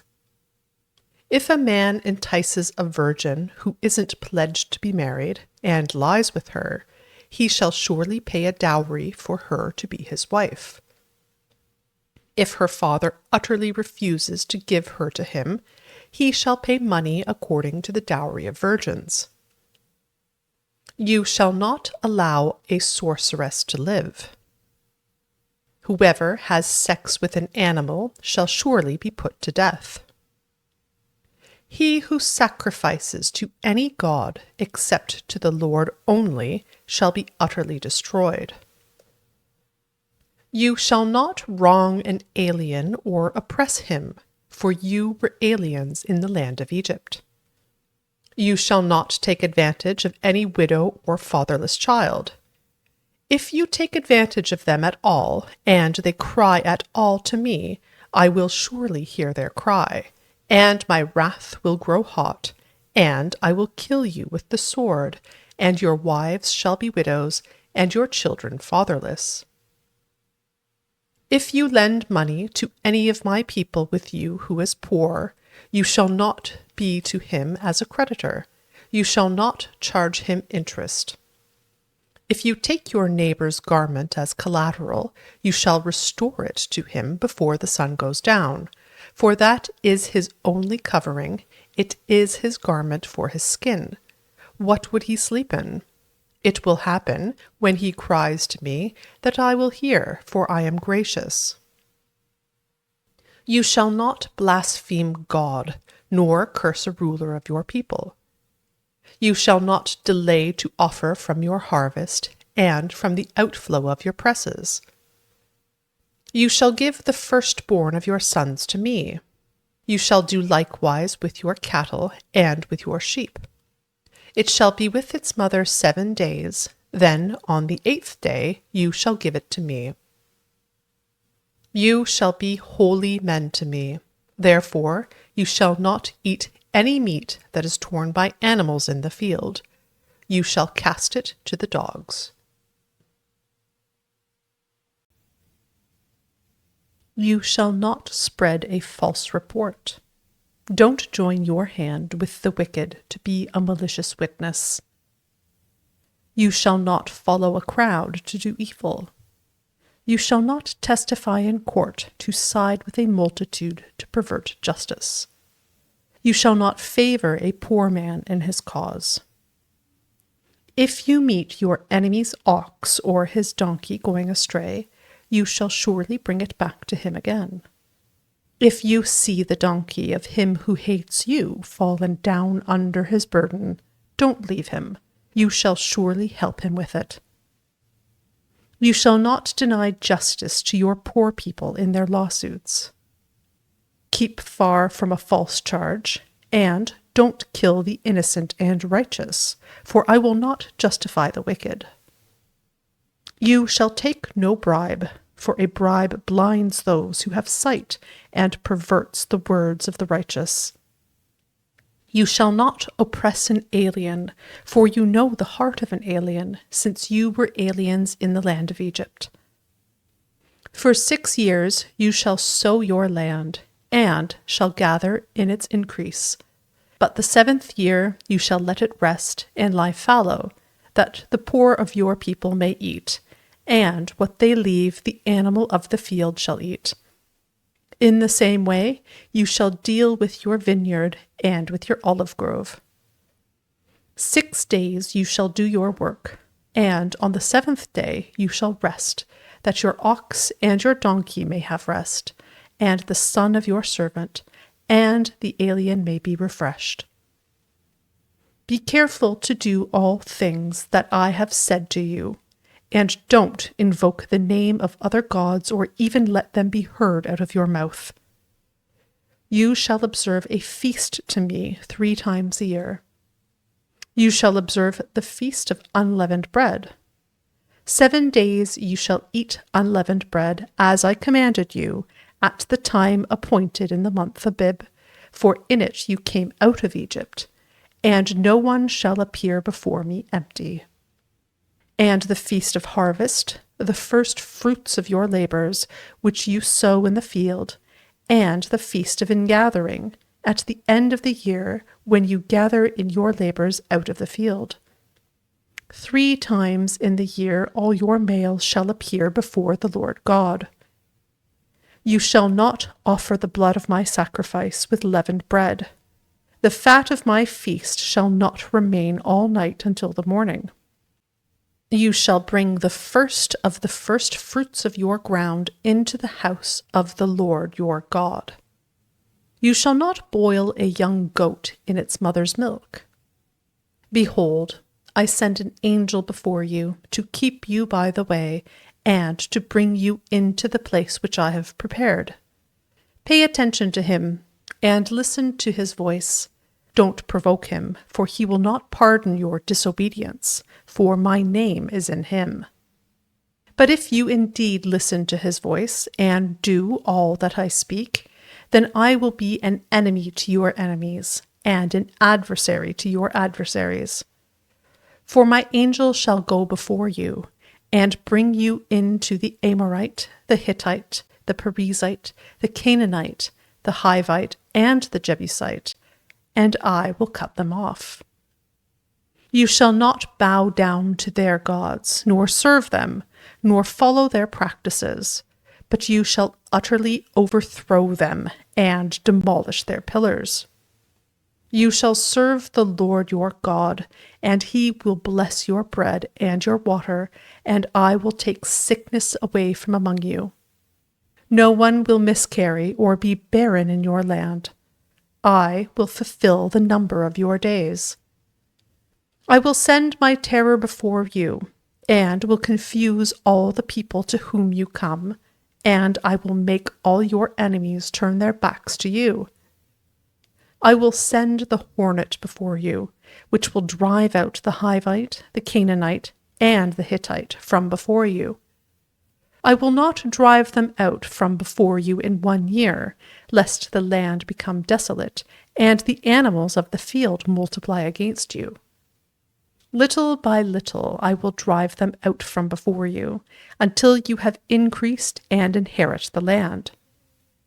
I will set your border from the Red Sea even to the Sea of the Philistines, and from the wilderness to the river, for I will deliver the inhabitants of the land into your hand, and you shall drive them out before you. You shall make no covenant with them, nor with their gods. They shall not dwell in your land, lest they make you sin against me, for if you serve their gods, it will surely be a snare to you.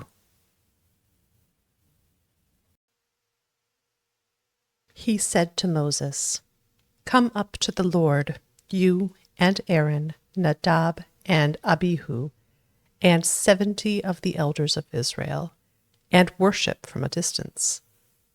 Moses alone shall come near to the Lord, but they shall not come near.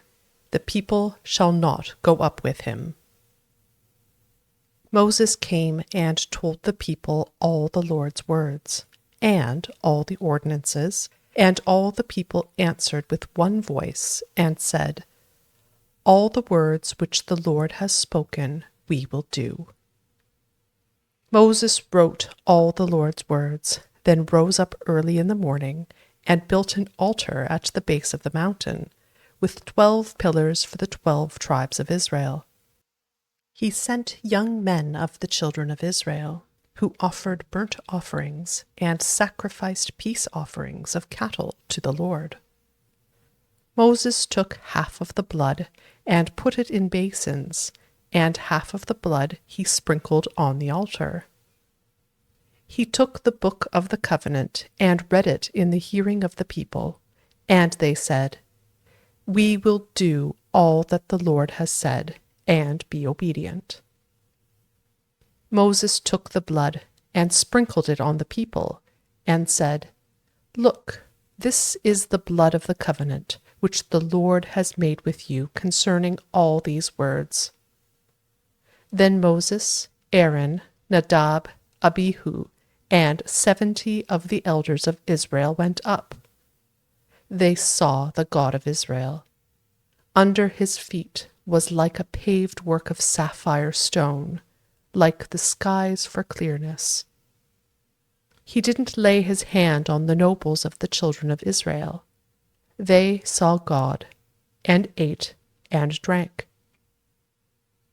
The Lord said to Moses, Come up to me on the mountain, and stay here, and I will give you the stone tablets with the law and the commands that I have written, that you may teach them. Moses rose up with Joshua his servant, and Moses went up onto God's mountain. He said to the elders, "Wait here for us until we come again to you. Behold, Aaron and Hur are with you. Whoever is involved in a dispute can go to them." Moses went up on the mountain, and the cloud covered the mountain. The Lord's glory settled on Mount Sinai, and the cloud covered it 6 days. The 7th day he called to Moses out of the middle of the cloud. The appearance of the Lord's glory was like devouring fire on the top of the mountain in the eyes of the children of Israel. Moses entered into the middle of the cloud and went up on the mountain. And Moses was on the mountain 40 days and 40 nights.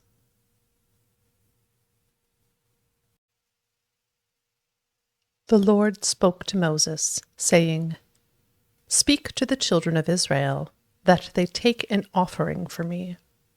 From everyone whose heart makes him willing, you shall take my offering.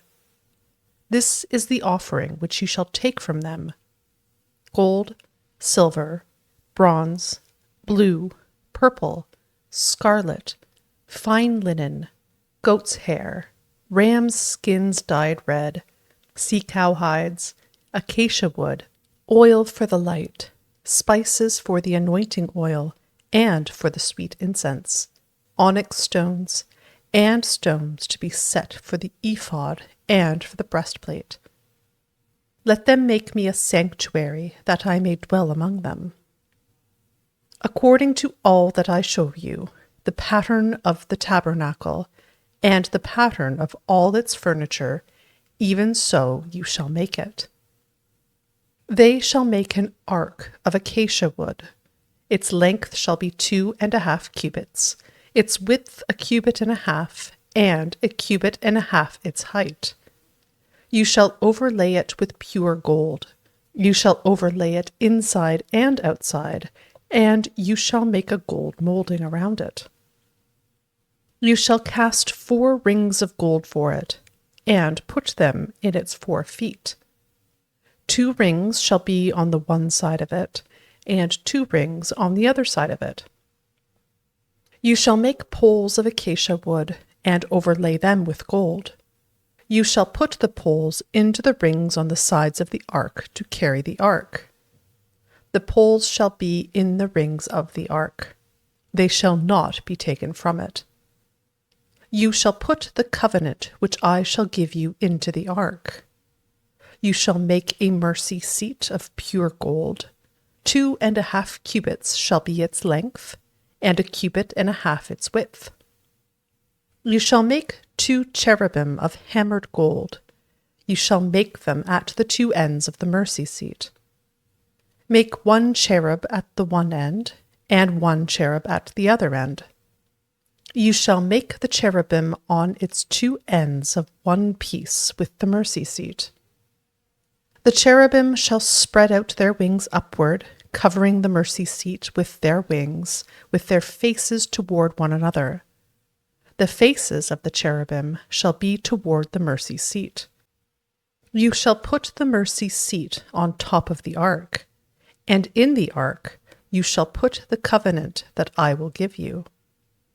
There I will meet with you, and I will tell you from above the mercy seat, from between the 2 cherubim which are on the ark of the covenant, all that I command you for the children of Israel.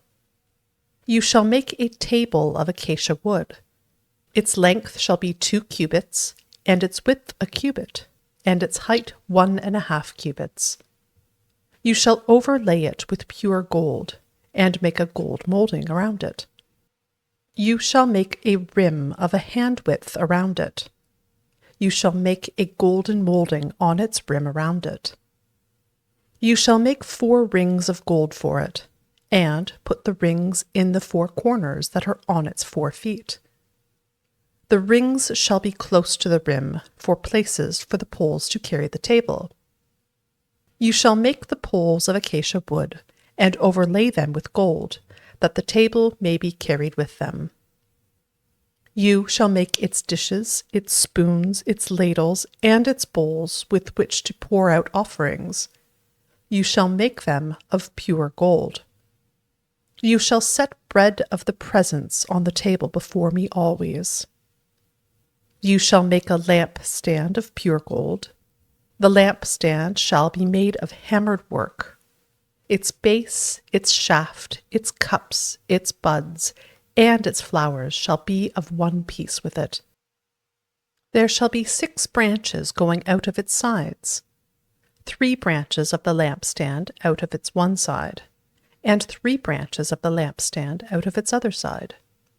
3 cups made like almond blossoms in one branch, a bud and a flower, and 3 cups made like almond blossoms in the other branch, a bud and a flower. So for the 6 branches going out of the lampstand. And in the lampstand 4 cups made like almond blossoms, its buds and its flowers, and a bud under 2 branches of one piece with it, and a bud under 2 branches of one piece with it, and a bud under 2 branches of one piece with it, for the 6 branches going out of the lampstand. Their buds and their branches shall be of one piece with it, all of it one beaten work of pure gold.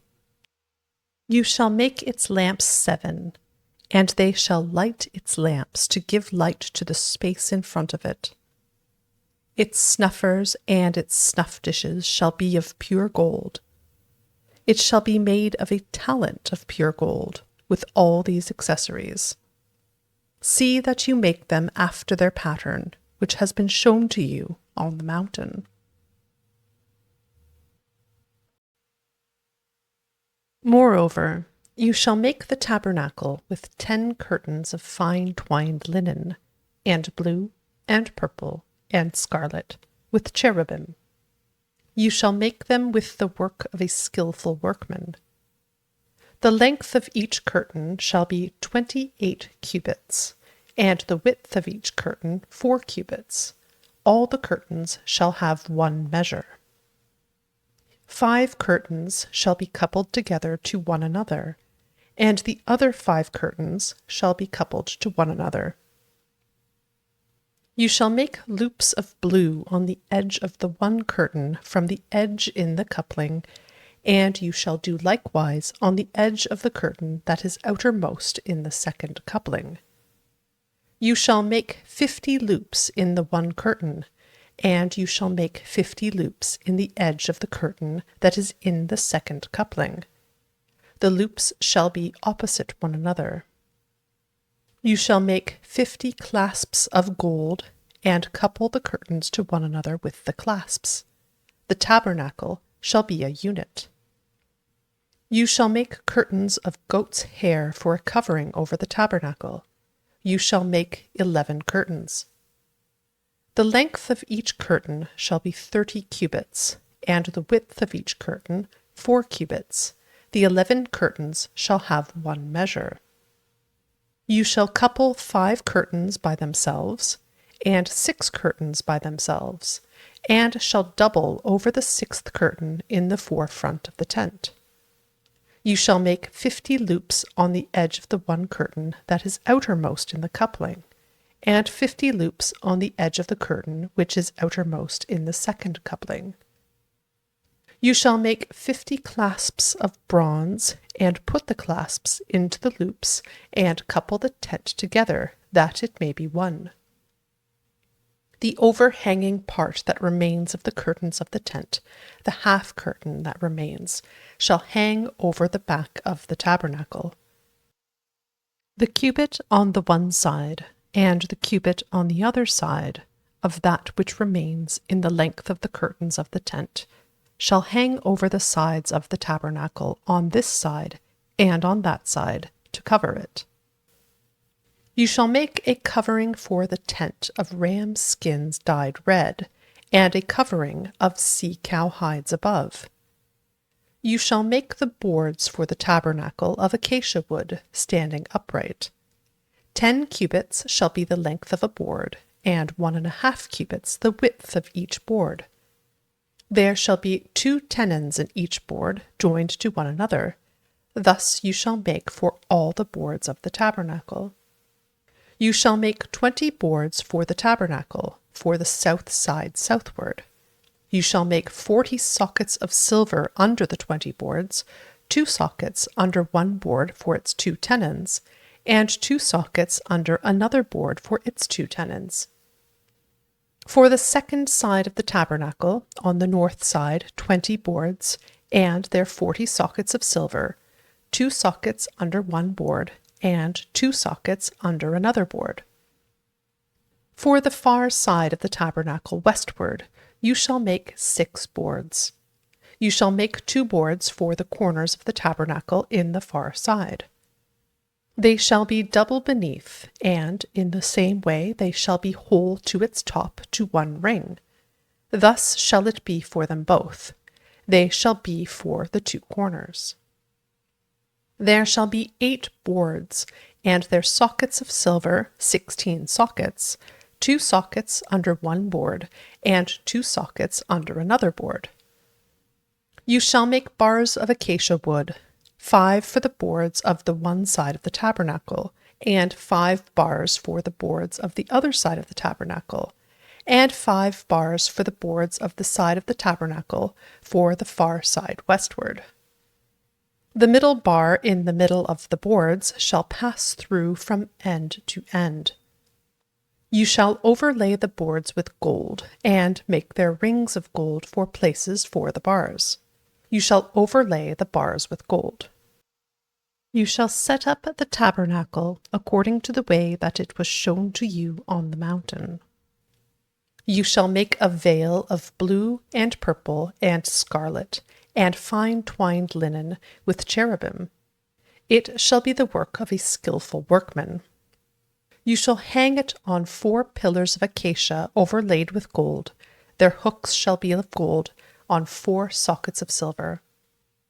You shall hang up the veil under the clasps, and shall bring the ark of the covenant in there within the veil. The veil shall separate the holy place from the most holy for you. You shall put the mercy seat on the ark of the covenant in the most holy place. You shall set the table outside the veil, and the lampstand opposite the table on the side of the tabernacle toward the south. You shall put the table on the north side. You shall make a screen for the door of the tent of blue and purple and scarlet, and fine twined linen, the work of the embroiderer. You shall make for the screen 5 pillars of acacia, and overlay them with gold. Their hooks shall be of gold. You shall cast 5 sockets of bronze for them.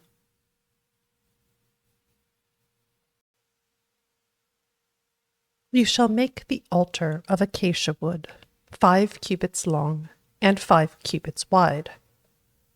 The altar shall be square. Its height shall be 3 cubits. You shall make its horns on its 4 corners. Its horns shall be of one piece with it. You shall overlay it with bronze. You shall make its pots to take away its ashes, and its shovels, its basins, its meat hooks, and its firepans. You shall make all its vessels of bronze. You shall make a grating for it of network of bronze. On the net you shall make 4 bronze rings in its 4 corners. You shall put it under the ledge around the altar beneath, that the net may reach halfway up the altar. You shall make poles for the altar, poles of acacia wood, and overlay them with bronze. Its poles shall be put into the rings, and the poles shall be on the 2 sides of the altar when carrying it. You shall make it hollow with planks. They shall make it as it has been shown you on the mountain. You shall make the court of the tabernacle. For the south side southward there shall be hangings for the court of fine twined linen 100 cubits long for one side. Its pillars shall be 20, and their sockets 20 of bronze. The hooks of the pillars and their fillets shall be of silver. Likewise, for the length of the north side, there shall be hangings 100 cubits long, and its pillars 20, and their sockets 20, of bronze. The hooks of the pillars and their fillets of silver. For the width of the court on the west side shall be hangings of 50 cubits, their pillars 10, and their sockets 10. The width of the court on the east side eastward shall be 50 cubits. The hangings for the one side of the gate shall be 15 cubits, their pillars 3, and their sockets 3. For the other side shall be hangings of 15 cubits, their pillars 3, and their sockets 3. For the gate of the court shall be a screen of 20 cubits, of blue and purple and scarlet, and fine twined linen, the work of the embroiderer, their pillars 4, and their sockets 4. All the pillars of the court around shall be filleted with silver, their hooks of silver, and their sockets of bronze. The length of the court shall be 100 cubits, and the width 50 throughout, and the height 5 cubits, of fine twined linen, and their sockets of bronze. All the instruments of the tabernacle in all its service, and all its pins, and all the pins of the court shall be of bronze. You shall command the children of Israel that they bring to you pure olive oil beaten for the light, to cause a lamp to burn continually. In the tent of meeting, outside the veil which is before the covenant, Aaron and his sons shall keep it in order from evening to morning before the Lord. It shall be a statute forever throughout their generations on the behalf of the children of Israel. Bring Aaron your brother and his sons with him near to you from among the children of Israel, that he may minister to me in the priest's office.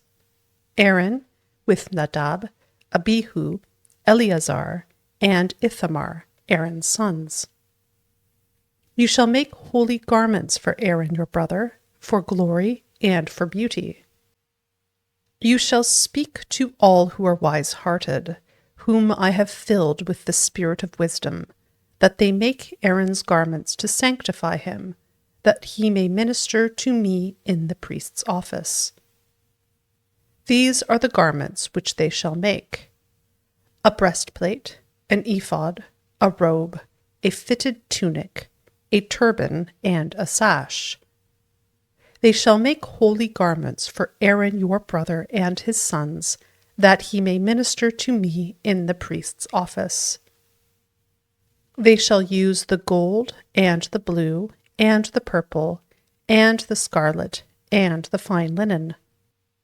They shall make the ephod of gold, blue, purple, scarlet, and fine twined linen, the work of the skillful workman. It shall have 2 shoulder straps joined to the 2 ends of it, that it may be joined together.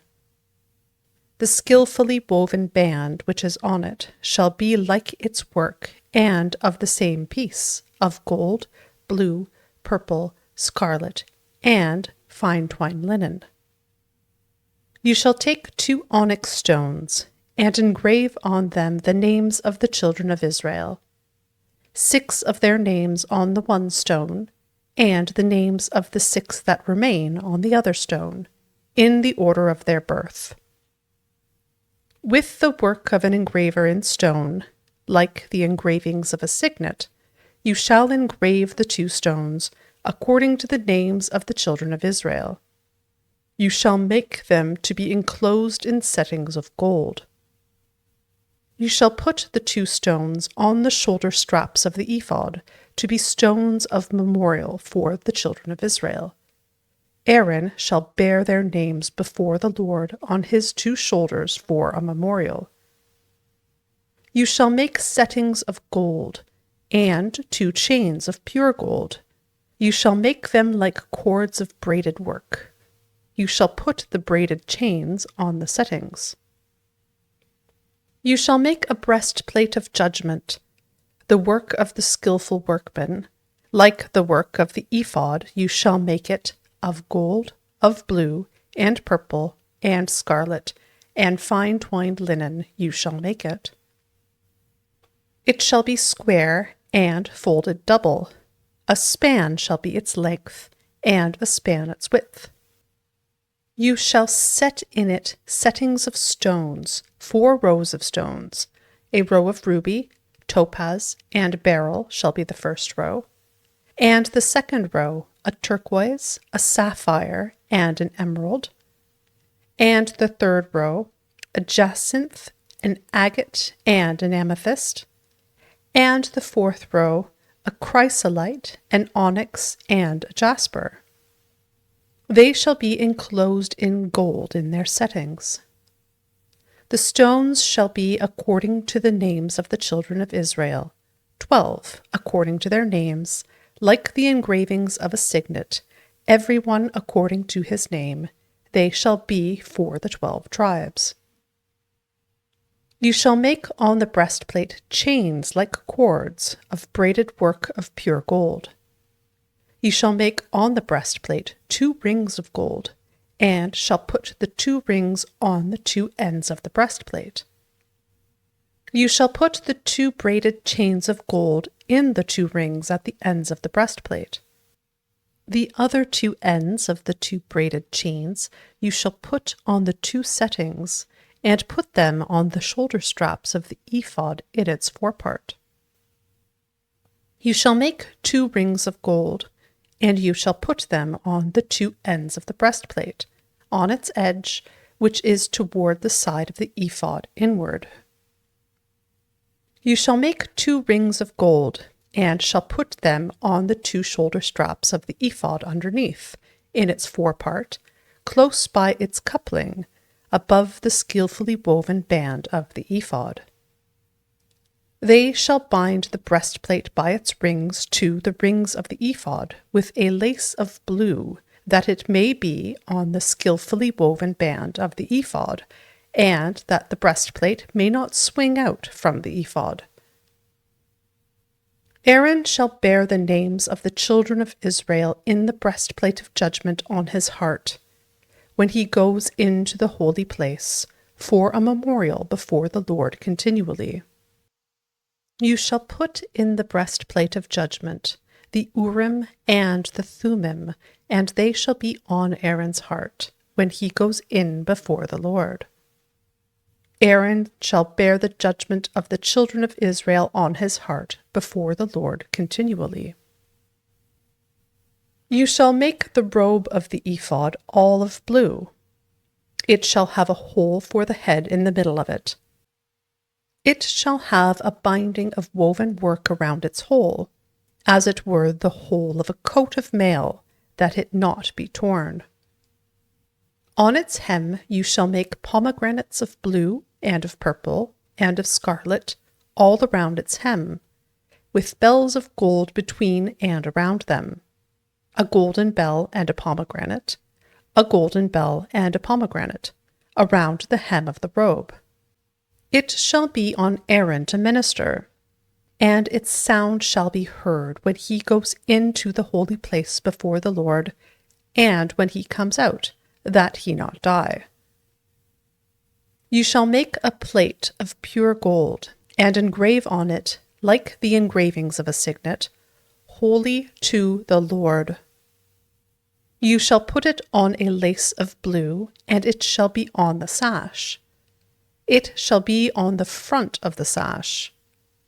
It shall be on Aaron's forehead, and Aaron shall bear the iniquity of the holy things which the children of Israel shall make holy in all their holy gifts, and it shall be always on his forehead, that they may be accepted before the Lord. You shall weave the tunic with fine linen. You shall make a turban of fine linen. You shall make a sash the work of the embroiderer. You shall make tunics for Aaron's sons.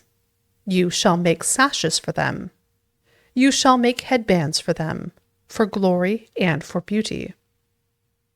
You shall put them on Aaron your brother, and on his sons with him, and shall anoint them, and consecrate them, and sanctify them, that they may minister to me in the priest's office.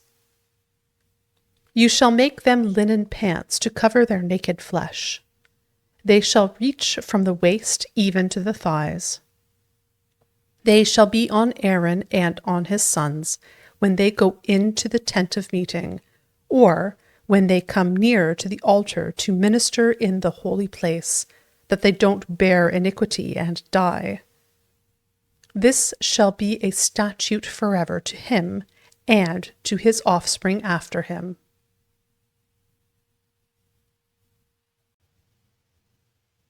This is the thing that you shall do to them to make them holy, to minister to me in the priest's office. Take 1 young bull and 2 rams without defect, unleavened bread, unleavened cakes mixed with oil, and unleavened wafers anointed with oil. You shall make them of fine wheat flour. You shall put them into 1 basket, and bring them in the basket, with the bull and the 2 rams. You shall bring Aaron and his sons to the door of the tent of meeting, and shall wash them with water. You shall take the garments, and put on Aaron the tunic, the robe of the ephod, and the breastplate, and clothe him with the skillfully woven band of the ephod. You shall set the turban on his head, and put the holy crown on the turban. Then you shall take the anointing oil, and pour it on his head, and anoint him. You shall bring his sons, and put tunics on them. You shall clothe them with belts, Aaron and his sons, and bind headbands on them. They shall have the priesthood by a perpetual statute. You shall consecrate Aaron and his sons. You shall bring the bull before the tent of meeting, and Aaron and his sons shall lay their hands on the head of the bull. You shall kill the bull before the Lord at the door of the tent of meeting. You shall take of the blood of the bull, and put it on the horns of the altar with your finger, and you shall pour out all the blood at the base of the altar. You shall take all the fat that covers the innards, the cover of the liver, the 2 kidneys, and the fat that is on them, and burn them on the altar. But the meat of the bull, and its skin, and its dung, you shall burn with fire outside of the camp. It is a sin offering. You shall also take the 1 ram, and Aaron and his sons shall lay their hands on the head of the ram. You shall kill the ram, and you shall take its blood, and sprinkle it around on the altar. You shall cut the ram into its pieces, and wash its innards and its legs, and put them with its pieces and with its head. You shall burn the whole ram on the altar. It is a burnt offering to the Lord. It is a pleasant aroma, an offering made by fire to the Lord. You shall take the other ram, and Aaron and his sons shall lay their hands on the head of the ram. Then you shall kill the ram, and take some of its blood, and put it on the tip of the right ear of Aaron, and on the tip of the right ear of his sons, and on the thumb of their right hand, and on the big toe of their right foot, and sprinkle the blood around on the altar. You shall take of the blood that is on the altar, and of the anointing oil, and sprinkle it on Aaron, and on his garments, and on his sons, and on the garments of his sons with him. And he shall be made holy, and his garments, and his sons' garments with him. Also you shall take some of the ram's fat, the fat tail, the fat that covers the innards, the cover of the liver, the 2 kidneys, the fat that is on them, and the right thigh, for it is a ram of consecration. And 1 loaf of bread, 1 cake of oiled bread, and 1 wafer out of the basket of unleavened bread that is before the Lord. You shall put all of this in Aaron's hands, and in his sons' hands, and shall wave them for a wave offering before the Lord. You shall take them from their hands, and burn them on the altar on the burnt offering, for a pleasant aroma before the Lord. It is an offering made by fire to the Lord. You shall take the breast of Aaron's ram of consecration, and wave it for a wave offering before the Lord. It shall be your portion. You shall sanctify the breast of the wave offering, and the thigh of the wave offering, which is waved, and which is raised up, of the ram of consecration, even of that which is for Aaron, and of that which is for his sons. It shall be for Aaron and his sons as their portion forever from the children of Israel, for it is a wave offering. It shall be a wave offering from the children of Israel of the sacrifices of their peace offerings, even their wave offering to the Lord. The holy garments of Aaron shall be for his sons after him, to be anointed in them, and to be consecrated in them.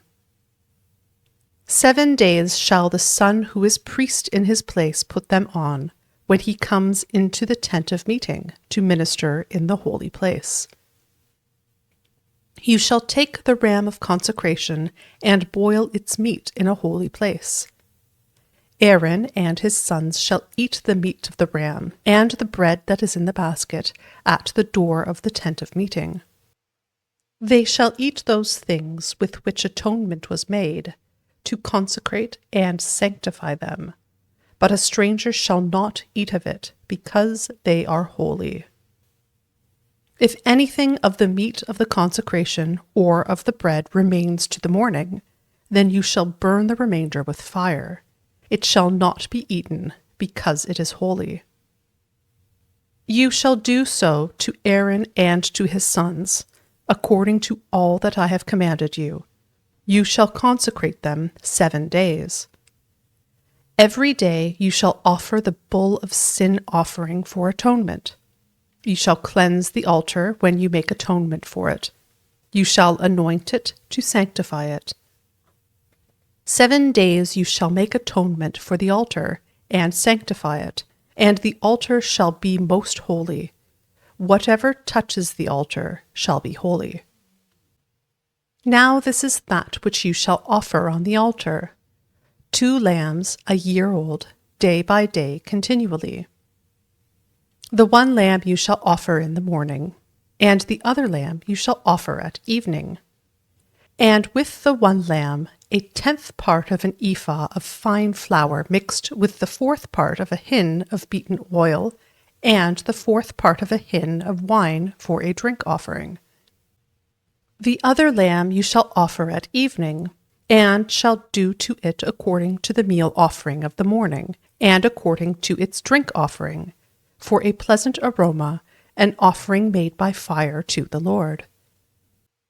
It shall be a continual burnt offering throughout your generations at the door of the tent of meeting before the Lord, where I will meet with you to speak there to you. There I will meet with the children of Israel, and the place shall be sanctified by my glory. I will sanctify the tent of meeting and the altar. I will also sanctify Aaron and his sons to minister to me in the priest's office. I will dwell among the children of Israel, and will be their God. They shall know that I am the Lord their God, who brought them out of the land of Egypt, that I might dwell among them. I am the Lord their God.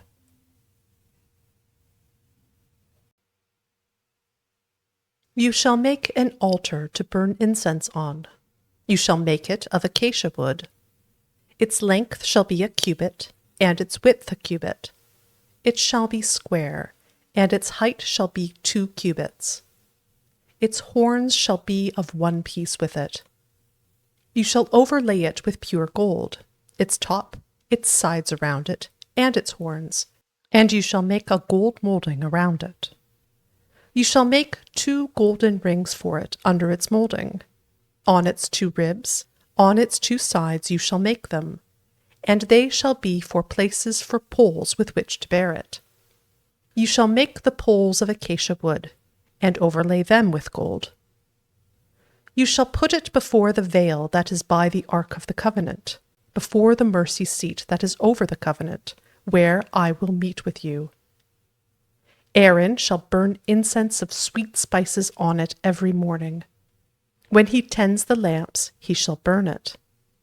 When Aaron lights the lamps at evening, he shall burn it, a perpetual incense before the Lord throughout your generations.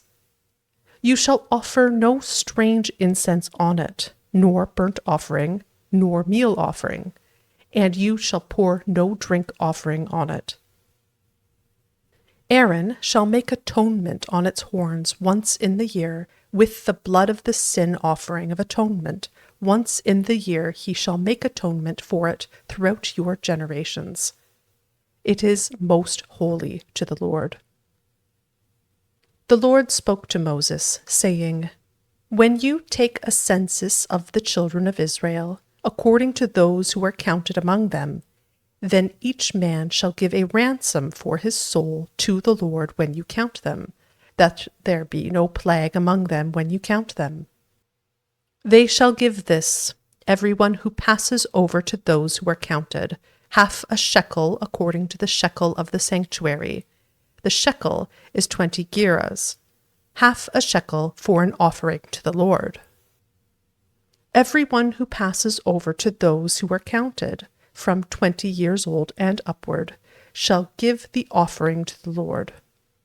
The rich shall not give more, and the poor shall not give less than the half shekel, when they give the offering of the Lord, to make atonement for your souls.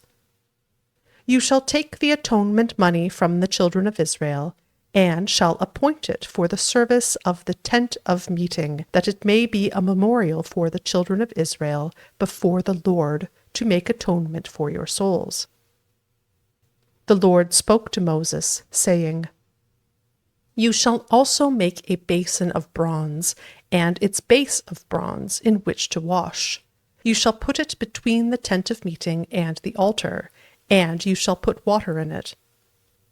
Aaron and his sons shall wash their hands and their feet in it.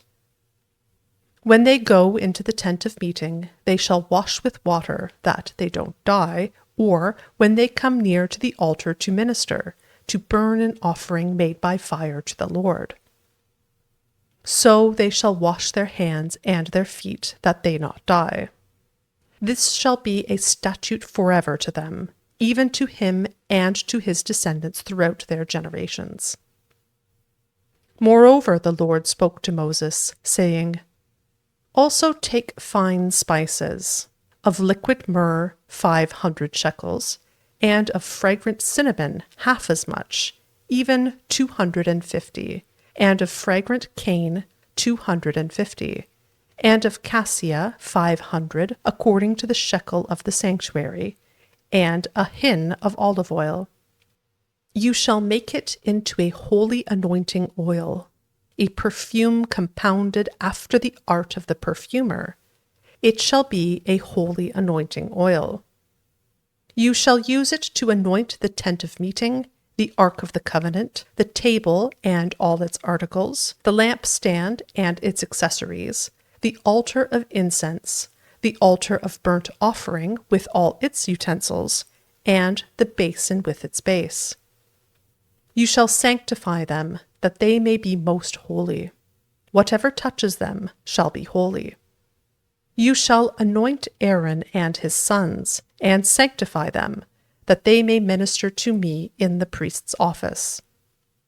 You shall speak to the children of Israel, saying, This shall be a holy anointing oil to me throughout your generations. It shall not be poured on man's flesh, and do not make any like it according to its composition. It is holy. It shall be holy to you. Whoever compounds any like it, or whoever puts any of it on a stranger, he shall be cut off from his people. The Lord said to Moses, Take to yourself sweet spices, gum resin, onycha, and galbanum, sweet spices with pure frankincense. There shall be an equal weight of each. You shall make incense of it, a perfume after the art of the perfumer, seasoned with salt, pure and holy. You shall beat some of it very small, and put some of it before the covenant in the tent of meeting, where I will meet with you. It shall be to you most holy. You shall not make this incense according to its composition for yourselves. It shall be to you holy for the Lord. Whoever shall make any like that to smell of it, he shall be cut off from his people.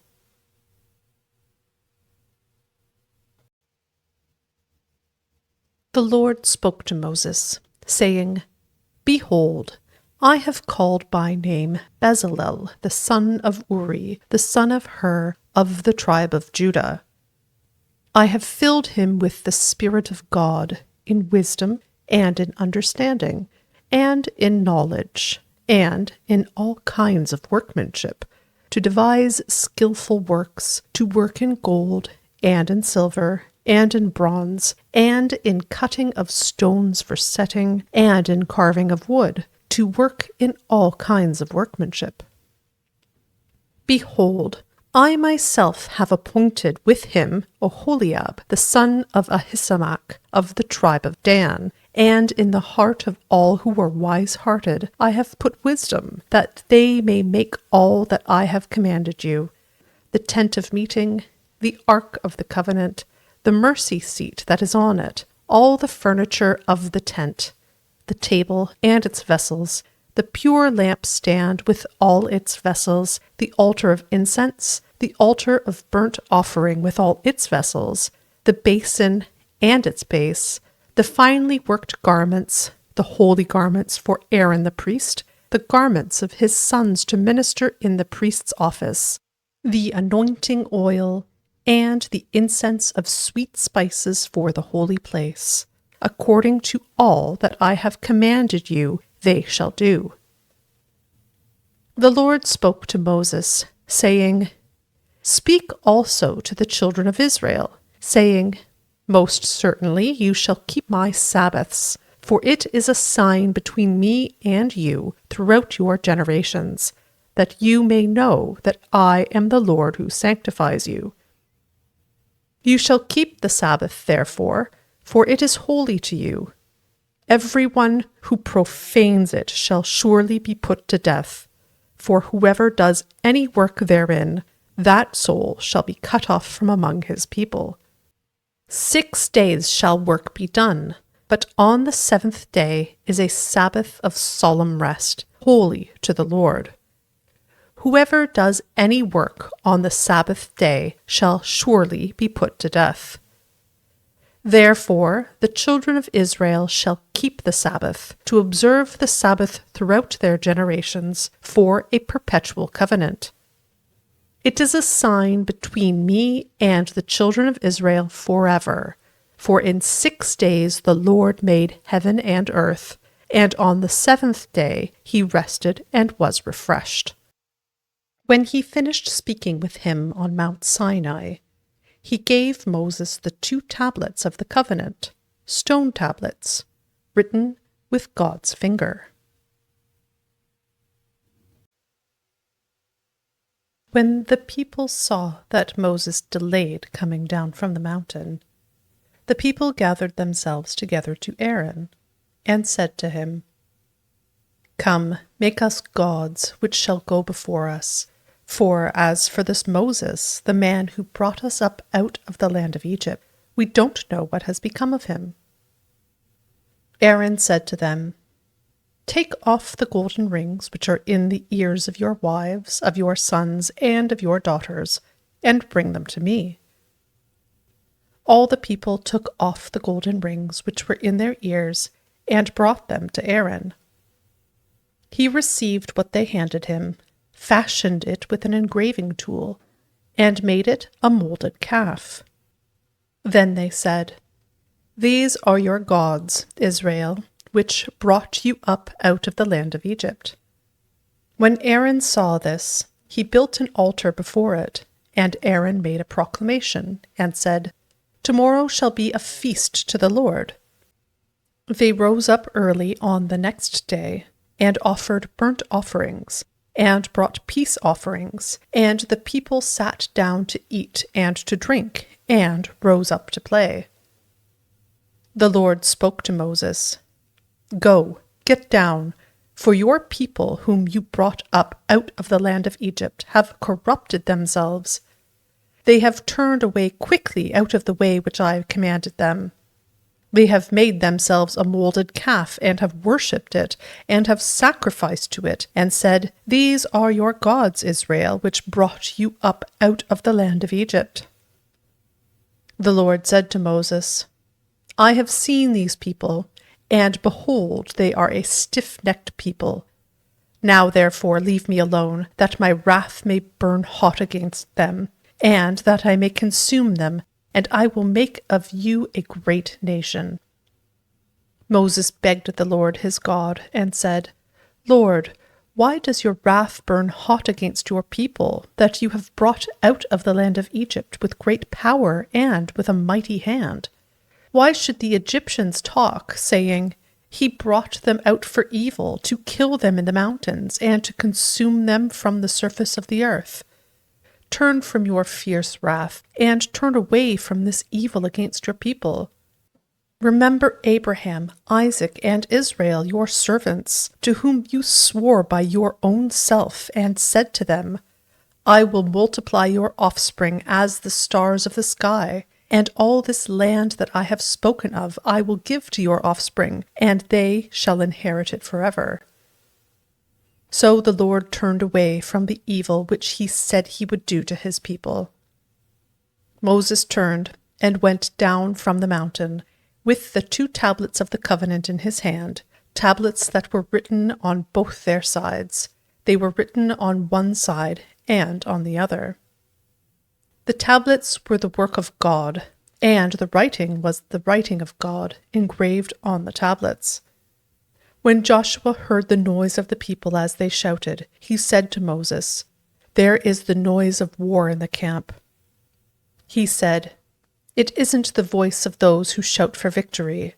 It is not the voice of those who cry for being overcome, but the noise of those who sing that I hear."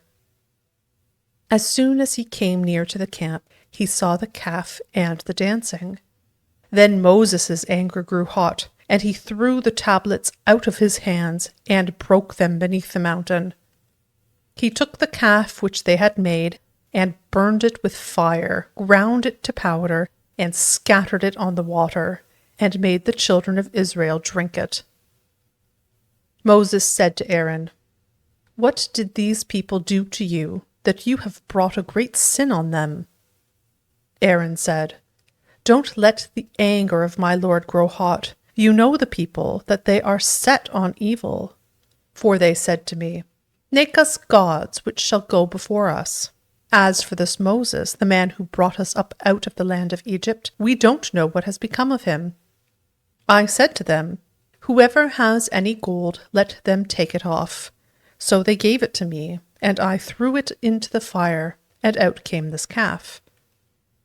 When Moses saw that the people were out of control, for Aaron had let them lose control, causing derision among their enemies, then Moses stood in the gate of the camp and said, "Whoever is on the Lord's side, come to me."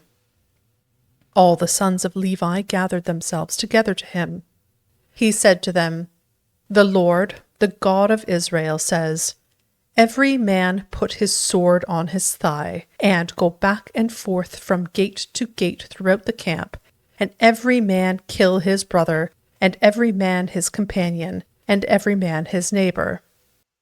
The sons of Levi did according to the word of Moses. About 3,000 men fell of the people that day. Moses said, "Consecrate yourselves today to the Lord, for every man was against his son, and against his brother, that he may give you a blessing today." On the next day, Moses said to the people, "You have sinned a great sin.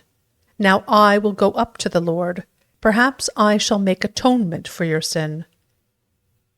Moses returned to the Lord and said, "Oh, this people have sinned a great sin, and have made themselves gods of gold. Yet now, if you will, forgive their sin, and if not, please blot me out of your book which you have written." The Lord said to Moses, "Whoever has sinned against me, I will blot him out of my book. Now go, lead the people to the place of which I have spoken to you. Behold, my angel shall go before you. Nevertheless, in the day when I will punish them for their sin." The Lord struck the people because of what they did with the calf which Aaron made. The Lord spoke to Moses, "Depart, go up from here, you and the people that you have brought up out of the land of Egypt, to the land of which I swore to Abraham, to Isaac, and to Jacob, saying, I will give it to your offspring. I will send an angel before you, and I will drive out the Canaanite, the Amorite, and the Hittite, and the Perizzite, the Hivite, and the Jebusite. Go to a land flowing with milk and honey, but I will not go up among you, for you are a stiff-necked people, lest I consume you on the way." When the people heard this evil news, they mourned, and no one put on his jewelry. The Lord had said to Moses, "Tell the children of Israel, you are a stiff-necked people. If I were to go up among you for one moment, I would consume you. Therefore now take off your jewelry from you, that I may know what to do to you." The children of Israel stripped themselves of their jewelry from Mount Horeb onward. Now Moses used to take the tent and pitch it outside the camp, far away from the camp, and he called it the tent of meeting. Everyone who sought the Lord went out to the tent of meeting, which was outside the camp.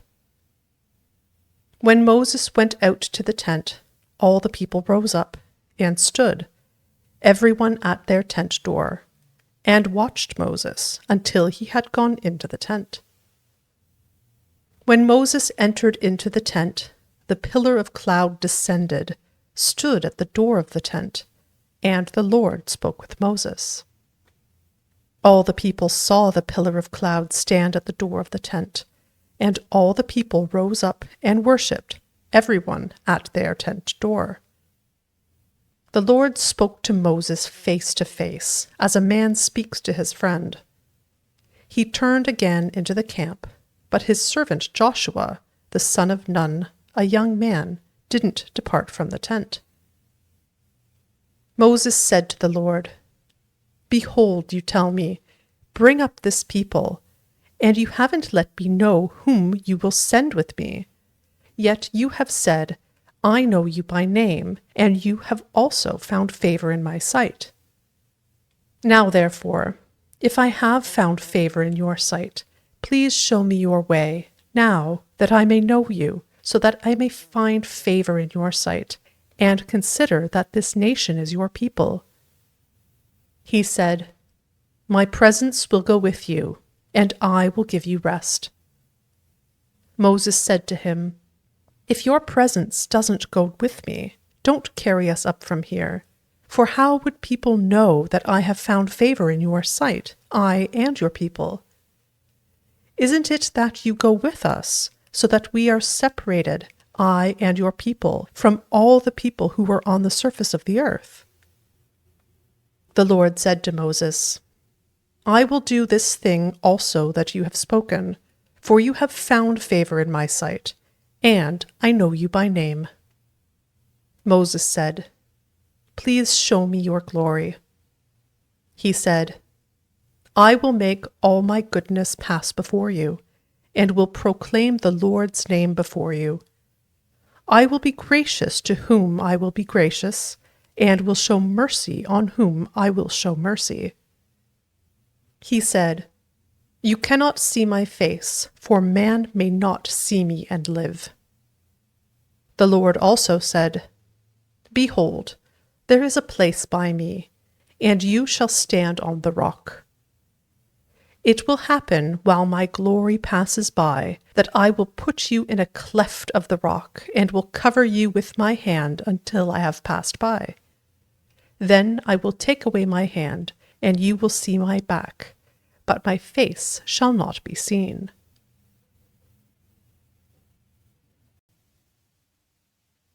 The Lord said to Moses, Chisel 2 stone tablets like the first.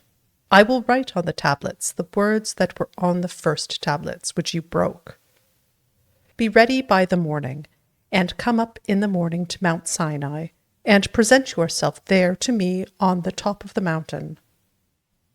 No one shall come up with you, or be seen anywhere on the mountain. Do not let the flocks or herds graze in front of that mountain. He chiseled 2 tablets of stone like the first. Then Moses rose up early in the morning and went up to Mount Sinai, as the Lord had commanded him, and took in his hand 2 stone tablets. The Lord descended in the cloud, and stood with him there, and proclaimed the Lord's name.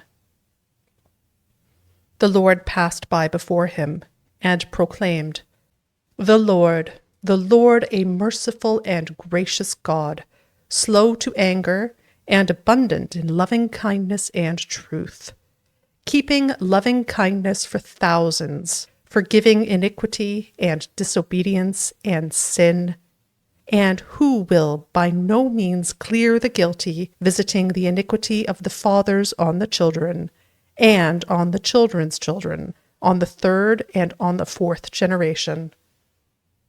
Moses hurried and bowed his head toward the earth and worshipped. He said, If now I have found favor in your sight, Lord, please let the Lord go among us, even though this is a stiff-necked people. Pardon our iniquity and our sin, and take us for your inheritance. He said, Behold, I make a covenant.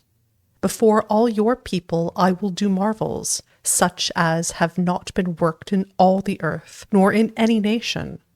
And all the people among whom you are shall see the work of the Lord, for it is an awesome thing that I do with you.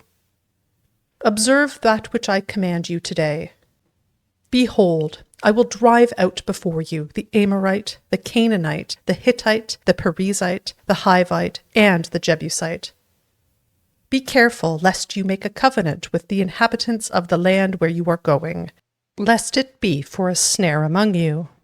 But you shall break down their altars, and dash in pieces their pillars, and you shall cut down their Asherah poles. For you shall worship no other God, for the Lord, whose name is jealous, is a jealous God. Don't make a covenant with the inhabitants of the land, lest they play the prostitute after their gods, and sacrifice to their gods, and one call you, and you eat of his sacrifice. And you take of their daughters to your sons, and their daughters play the prostitute after their gods, and make your sons play the prostitute after their gods. You shall make no cast idols for yourselves. You shall keep the feast of unleavened bread. 7 days you shall eat unleavened bread, as I commanded you, at the time appointed in the month Abib, for in the month Abib you came out of Egypt. All that opens the womb is mine, and all your livestock that is male, the firstborn of cow and sheep. You shall redeem the firstborn of a donkey with a lamb. If you will not redeem it, then you shall break its neck. You shall redeem all the firstborn of your sons. No one shall appear before me empty. 6 days you shall work, but on the 7th day you shall rest. In plowing time and in harvest you shall rest. You shall observe the feast of weeks with the first fruits of wheat harvest, and the feast of harvest at the year's end. 3 times in the year all your males shall appear before the Lord God, the God of Israel. For I will drive out nations before you, and enlarge your borders. Neither shall any man desire your land when you go up to appear before the Lord your God 3 times in the year. You shall not offer the blood of my sacrifice with leavened bread. The sacrifice of the feast of the Passover shall not be left to the morning. You shall bring the first of the first fruits of your ground to the house of the Lord your God. You shall not boil a young goat in its mother's milk. The Lord said to Moses, Write these words, for in accordance with these words I have made a covenant with you and with Israel. He was there with the Lord 40 days and 40 nights. He neither ate bread nor drank water. He wrote on the tablets the words of the covenant, the 10 Commandments. When Moses came down from Mount Sinai with the 2 tablets of the covenant in Moses' hand, when he came down from the mountain, Moses didn't know that the skin of his face shone by reason of his speaking with him. When Aaron and all the children of Israel saw Moses, behold, the skin of his face shone, and they were afraid to come near him. Moses called to them, and Aaron and all the rulers of the congregation returned to him, and Moses spoke to them. Afterward, all the children of Israel came near, and he gave them all the commandments that the Lord had spoken with him on Mount Sinai. When Moses was done speaking with them, he put a veil on his face.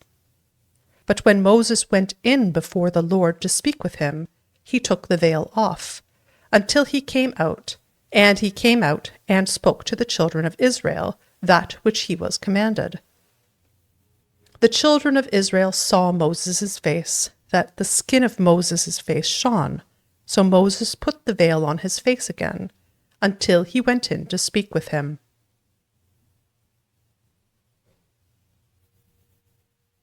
Moses assembled all the congregation of the children of Israel, and said to them, These are the words which the Lord has commanded, that you should do them.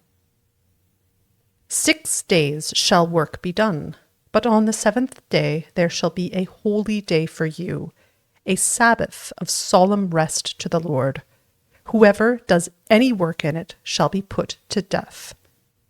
You shall kindle no fire throughout your habitations on the Sabbath day.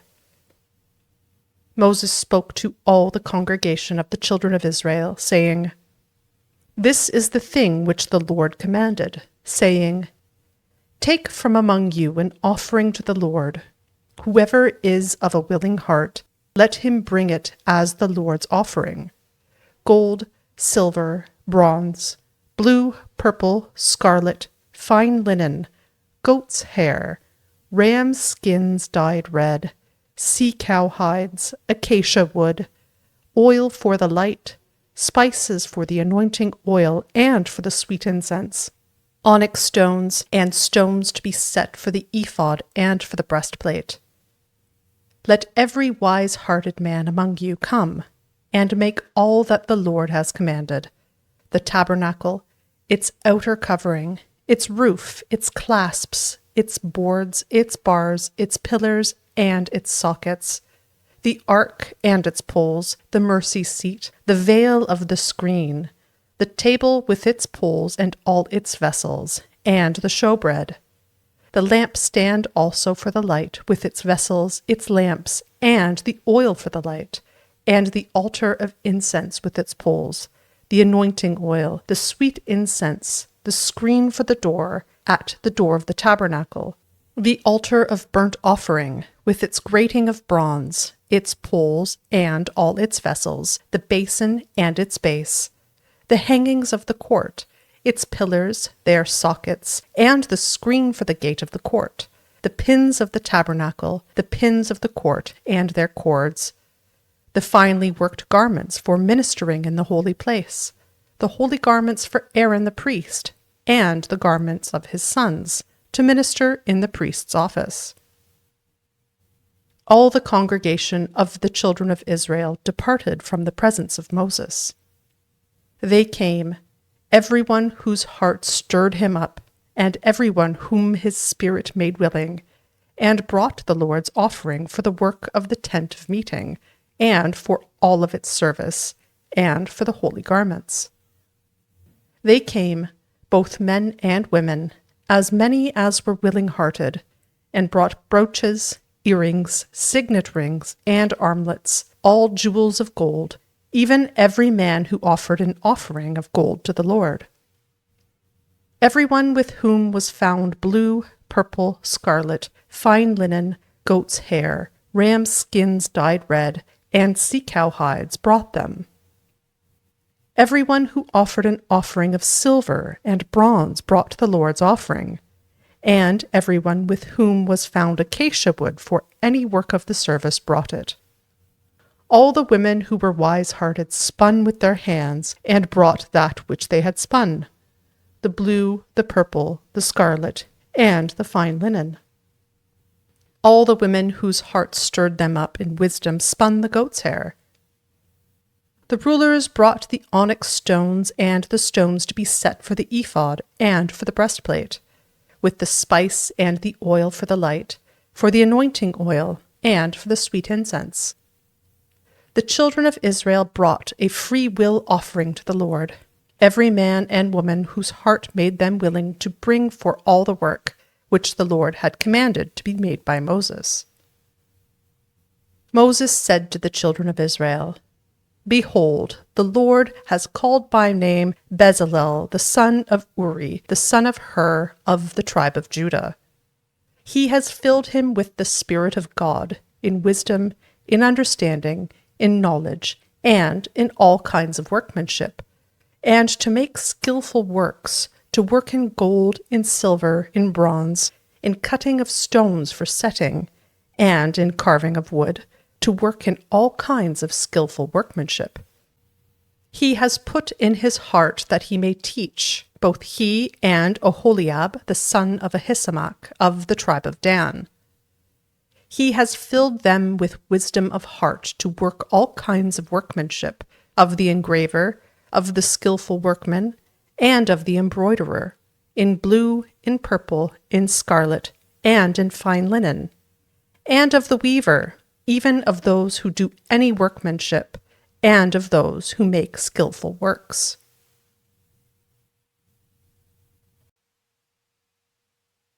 Bezalel and Oholiab shall work with every wise-hearted man, in whom the Lord has put wisdom and understanding, to know how to do all the work for the service of the sanctuary, according to all that the Lord has commanded.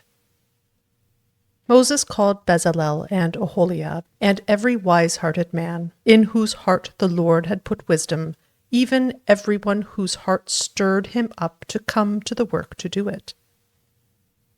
They received from Moses all the offering which the children of Israel had brought for the work of the service of the sanctuary, with which to make it.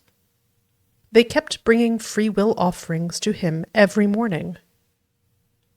All the wise men who performed all the work of the sanctuary, each came from his work which he did. They spoke to Moses, saying, The people have brought much more than enough for the service of the work which the Lord commanded to make. Moses gave a commandment, and they caused it to be proclaimed throughout the camp, saying, Let neither man nor woman make anything else for the offering for the sanctuary. So the people were restrained from bringing. For the stuff they had was sufficient to do all the work, and too much. All the wise-hearted men among those who did the work made the tabernacle with 10 curtains of fine twined linen, blue, purple, and scarlet. They made them with cherubim, the work of a skillful workman. The length of each curtain was 28 cubits, and the width of each curtain 4 cubits. All the curtains had one measure. He coupled 5 curtains to one another, and the other 5 curtains he coupled to one another. He made loops of blue on the edge of the one curtain from the edge in the coupling. Likewise, he made in the edge of the curtain that was outermost in the second coupling. He made 50 loops in the one curtain, and he made 50 loops in the edge of the curtain that was in the second coupling. The loops were opposite to one another. He made 50 clasps of gold, and coupled the curtains to one another with the clasps, so the tabernacle was a unit. He made curtains of goat's hair for a covering over the tabernacle. He made them 11 curtains. The length of each curtain was 30 cubits, and 4 cubits the width of each curtain. The 11 curtains had one measure. He coupled 5 curtains by themselves, and 6 curtains by themselves. He made 50 loops on the edge of the curtain that was outermost in the coupling, and he made 50 loops on the edge of the curtain which was outermost in the second coupling. He made 50 clasps of bronze to couple the tent together, that it might be a unit. He made a covering for the tent of ram skins dyed red, and a covering of sea-cow hides above. He made the boards for the tabernacle of acacia wood standing up. 10 cubits was the length of a board, and 1.5 cubits the width of each board. Each board had 2 tenons joined to one another. He made all the boards of the tabernacle this way. He made the boards for the tabernacle, 20 boards for the south side southward. He made 40 sockets of silver under the 20 boards, 2 sockets under one board for its 2 tenons, and 2 sockets under another board for its 2 tenons. For the second side of the tabernacle, on the north side, he made 20 boards, and their 40 sockets of silver, 2 sockets under one board, and 2 sockets under another board. For the far part of the tabernacle westward, he made 6 boards. He made 2 boards for the corners of the tabernacle in the far part. They were double beneath, and in the same way they were all the way to its top to one ring. He did this to both of them in the 2 corners. There were 8 boards and their sockets of silver, 16 sockets, under every board 2 sockets. He made bars of acacia wood, 5 for the boards of the one side of the tabernacle, and 5 bars for the boards of the other side of the tabernacle, and 5 bars for the boards of the tabernacle for the hinder part westward. He made the middle bar to pass through in the middle of the boards from the one end to the other. He overlaid the boards with gold, and made their rings of gold as places for the bars, and overlaid the bars with gold. He made the veil of blue, purple, scarlet, and fine twined linen with cherubim. He made it the work of a skillful workman. He made 4 pillars of acacia for it, and overlaid them with gold. Their hooks were of gold. He cast 4 sockets of silver for them. He made a screen for the door of the tent of blue, purple, scarlet, and fine twined linen, the work of an embroiderer, and the 5 pillars of it with their hooks. He overlaid their capitals and their fillets with gold, and their 5 sockets were of bronze.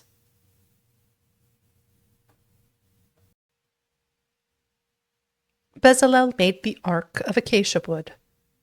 Its length was 2.5 cubits, and its width 1.5 cubits, and 1.5 cubits its height. He overlaid it with pure gold, inside and outside, and made a molding of gold for it around it. He cast 4 rings of gold for it in its 4 feet, 2 rings on its one side, and 2 rings on its other side. He made poles of acacia wood, and overlaid them with gold. He put the poles into the rings on the sides of the ark, to bear the ark. He made a mercy seat of pure gold. Its length was 2.5 cubits, and 1.5 cubits its width. He made 2 cherubim of gold. He made them of beaten work, at the 2 ends of the mercy seat. 1 cherub at the one end, and one cherub at the other end. He made the cherubim of one piece with the mercy seat at its two ends. The cherubim spread out their wings above, covering the mercy seat with their wings, with their faces toward one another. The faces of the cherubim were toward the mercy seat. He made the table of acacia wood. Its length was 2 cubits, and its width was a cubit, and its height was a cubit and a half. He overlaid it with pure gold, and made a gold molding around it. He made a border of a hand's width around it, and made a golden molding on its border around it. He cast 4 rings of gold for it, and put the rings in the 4 corners that were on its 4 feet.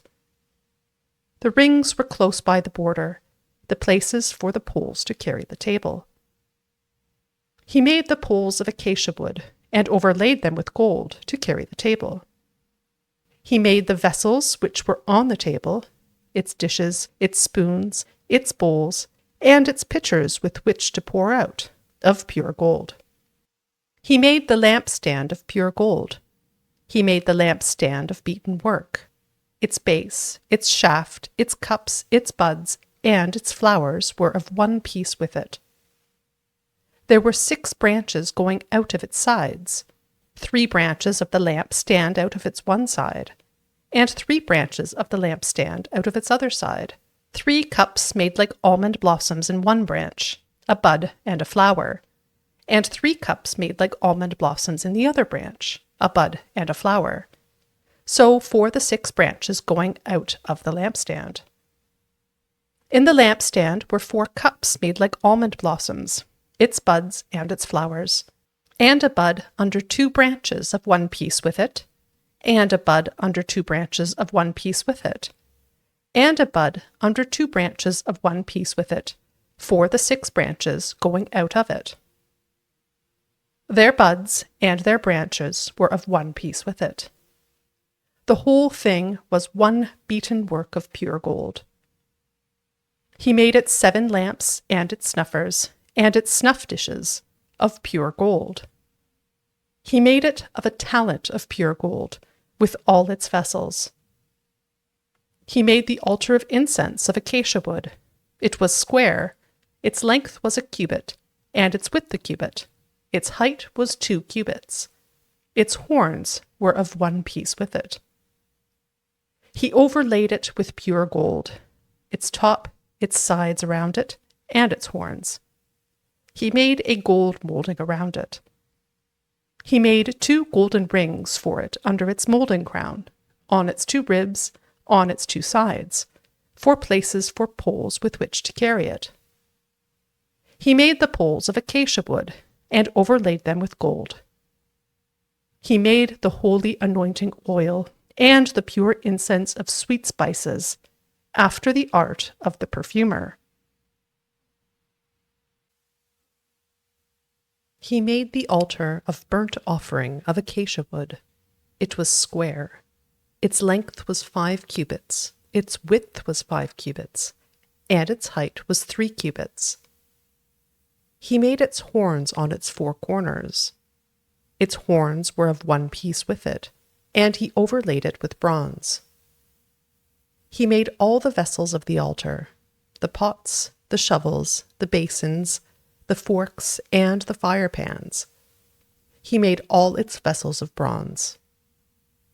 He made for the altar a grating of a network of bronze, under the ledge around it beneath, reaching halfway up. He cast 4 rings for the 4 corners of bronze grating, to be places for the poles. He made the poles of acacia wood, and overlaid them with bronze. He put the poles into the rings on the sides of the altar, with which to carry it. He made it hollow with planks. He made the basin of bronze, and its base of bronze, out of the mirrors of the ministering women, who ministered at the door of the tent of meeting. He made the court. For the south side southward the hangings of the court were of fine twined linen, 100 cubits. Their pillars were 20, and their sockets 20 of bronze. The hooks of the pillars and their fillets were of silver. For the north side 100 cubits, their pillars 20, and their sockets 20, of bronze, the hooks of the pillars and their fillets of silver. For the west side were hangings of 50 cubits, their pillars 10, and their sockets 10, the hooks of the pillars and their fillets of silver. For the east side eastward 50 cubits.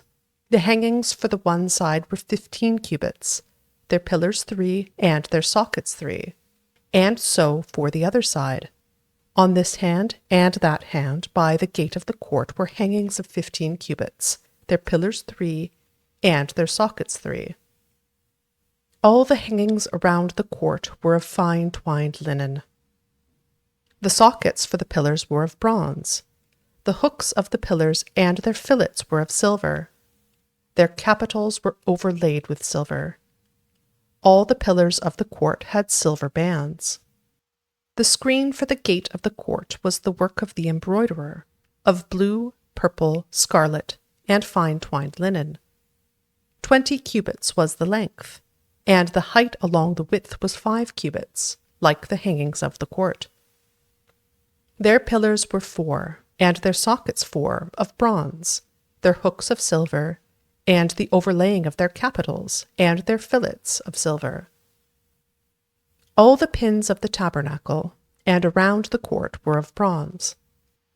These are the amounts of materials used for the tabernacle, even the tabernacle of the testimony, as they were counted, according to the commandment of Moses, for the service of the Levites by the hand of Ithamar, the son of Aaron the priest. Bezalel, the son of Uri, the son of Hur, of the tribe of Judah, made all that the Lord commanded Moses. With him was Oholiab, the son of Ahisamach, of the tribe of Dan, an engraver and a skillful workman, and an embroiderer in blue, in purple, in scarlet, and in fine linen. All the gold that was used for the work in all the work of the sanctuary, even the gold of the offering, was 29 talents and 730 shekels, according to the shekel of the sanctuary. The silver of those who were counted of the congregation was 100 talents and 1,775 shekels, according to the shekel of the sanctuary. A beka, a head, that is, half a shekel, according to the shekel of the sanctuary, for everyone who passed over to those who were counted, from 20 years old and upward, for 603,550 men.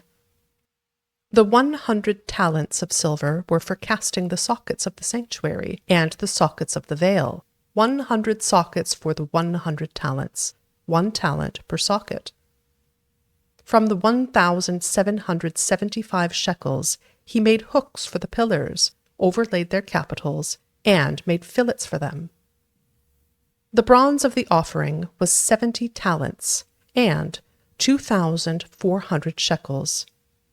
With this he made the sockets to the door of the tent of meeting, the bronze altar, the bronze grating for it, all the vessels of the altar, the sockets around the court, the sockets of the gate of the court, all the pins of the tabernacle, and all the pins around the court.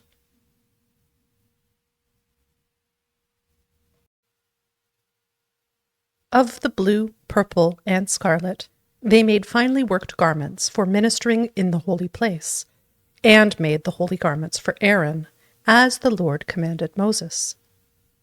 He made the ephod of gold, blue, purple, scarlet, and fine twined linen.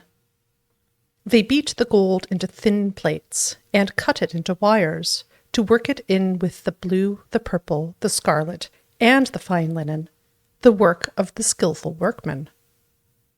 They made shoulder straps for it, joined together. It was joined together at the 2 ends.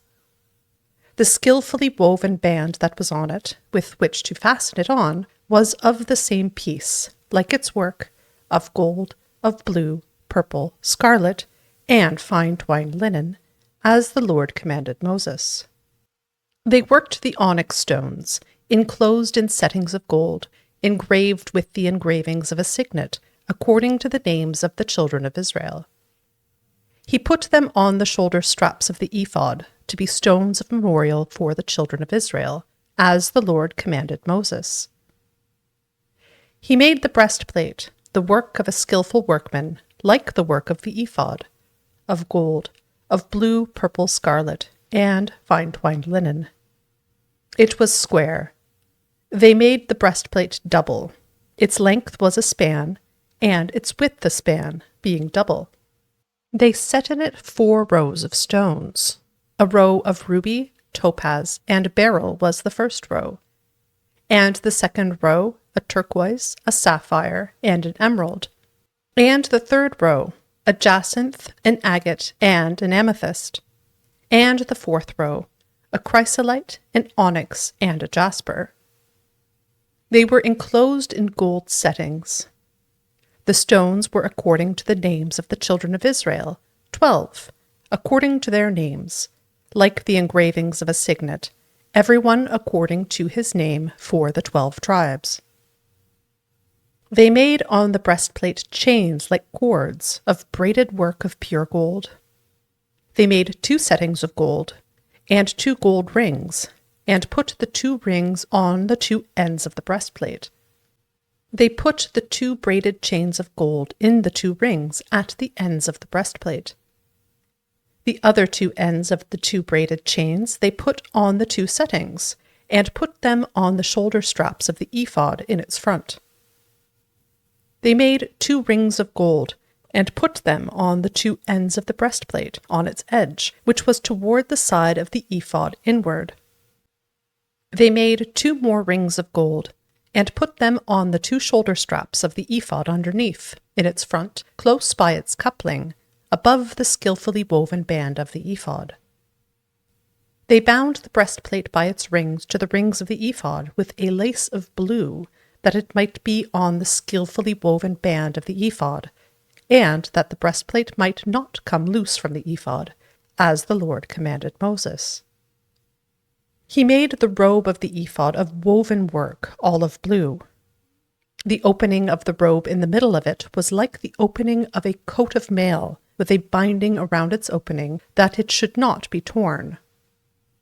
They made on the skirts of the robe pomegranates of blue, purple, scarlet, and twined linen.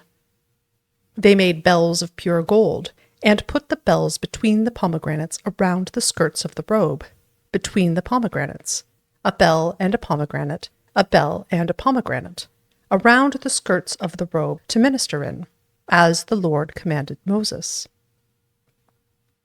They made the tunics of fine linen of woven work for Aaron and for his sons, the turban of fine linen, the linen headbands of fine linen, the linen trousers of fine twined linen, the sash of fine twined linen, blue, purple, and scarlet, the work of the embroiderer, as the Lord commanded Moses. They made the plate of the holy crown of pure gold, and wrote on it an inscription, like the engravings of a signet, Holy to the Lord. They tied to it a lace of blue, to fasten it on the turban above, as the Lord commanded Moses. Thus all the work of the tabernacle of the tent of meeting was finished. The children of Israel did according to all that the Lord commanded Moses, so they did.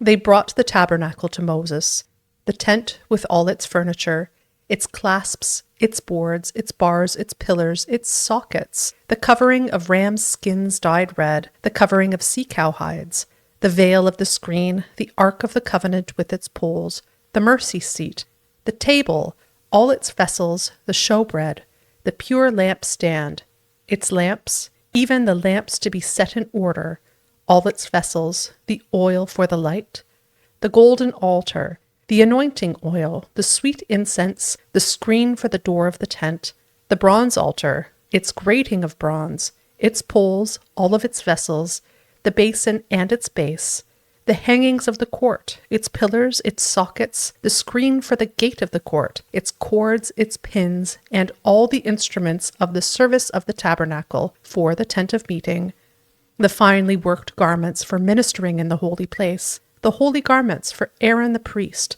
and the garments of his sons, to minister in the priest's office. According to all that the Lord commanded Moses, so the children of Israel did all the work. Moses saw all the work, and behold, they had done it as the Lord had commanded. They had done so, and Moses blessed them.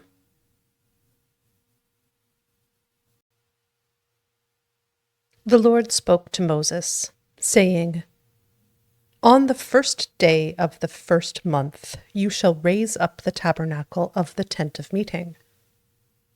You shall put the ark of the covenant in it, and you shall screen the ark with the veil. You shall bring in the table, and set in order the things that are on it. You shall bring in the lampstand, and light its lamps.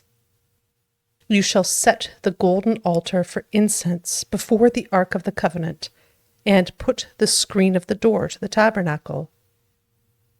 You shall set the altar of burnt offering before the door of the tabernacle of the tent of meeting. You shall set the basin between the tent of meeting and the altar, and shall put water therein. You shall set up the court around it, and hang up the screen of the gate of the court. You shall take the anointing oil, and anoint the tabernacle, and all that is in it, and shall make it holy, and all its furniture, and it will be holy. You shall anoint the altar of burnt offering with all its vessels, and sanctify the altar, and the altar will be most holy. You shall anoint the basin and its base, and sanctify it. You shall bring Aaron and his sons to the door of the tent of meeting, and shall wash them with water. You shall put on Aaron the holy garments, and you shall anoint him, and sanctify him, that he may minister to me in the priest's office. You shall bring his sons, and put tunics on them. You shall anoint them, as you anointed their father, that they may minister to me in the priest's office. Their anointing shall be to them for an everlasting priesthood throughout their generations. Moses did so. According to all that the Lord commanded him, so he did. In the first month, in the second year, on the first day of the month, the tabernacle was raised up. Moses raised up the tabernacle, and laid its sockets, and set up its boards, and put in its bars, and raised up its pillars. He spread the covering over the tent, and put the roof of the tabernacle above on it, as the Lord commanded Moses.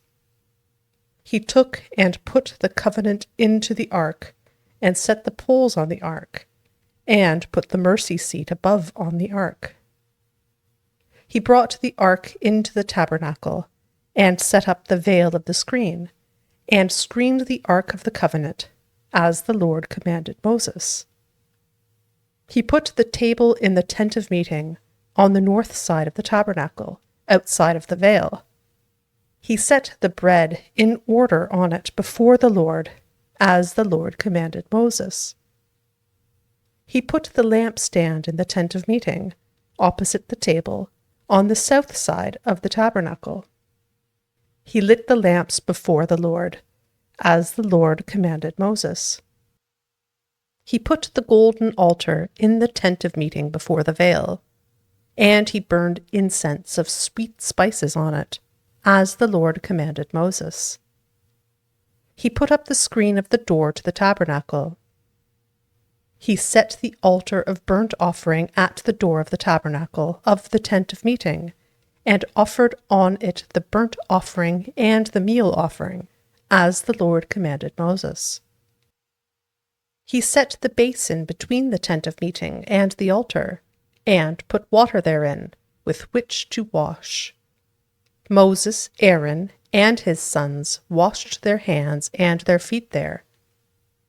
When they went into the tent of meeting, and when they came near to the altar, they washed, as the Lord commanded Moses. He raised up the court around the tabernacle and the altar, and set up the screen of the gate of the court. So Moses finished the work. Then the cloud covered the tent of meeting, and the Lord's glory filled the tabernacle. Moses wasn't able to enter into the tent of meeting because the cloud stayed on it, and the Lord's glory filled the tabernacle.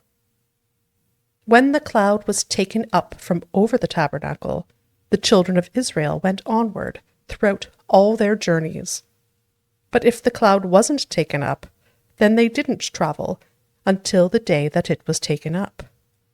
For the cloud of the Lord was on the tabernacle by day, and there was fire in the cloud by night, in the sight of all the house of Israel throughout all their journeys.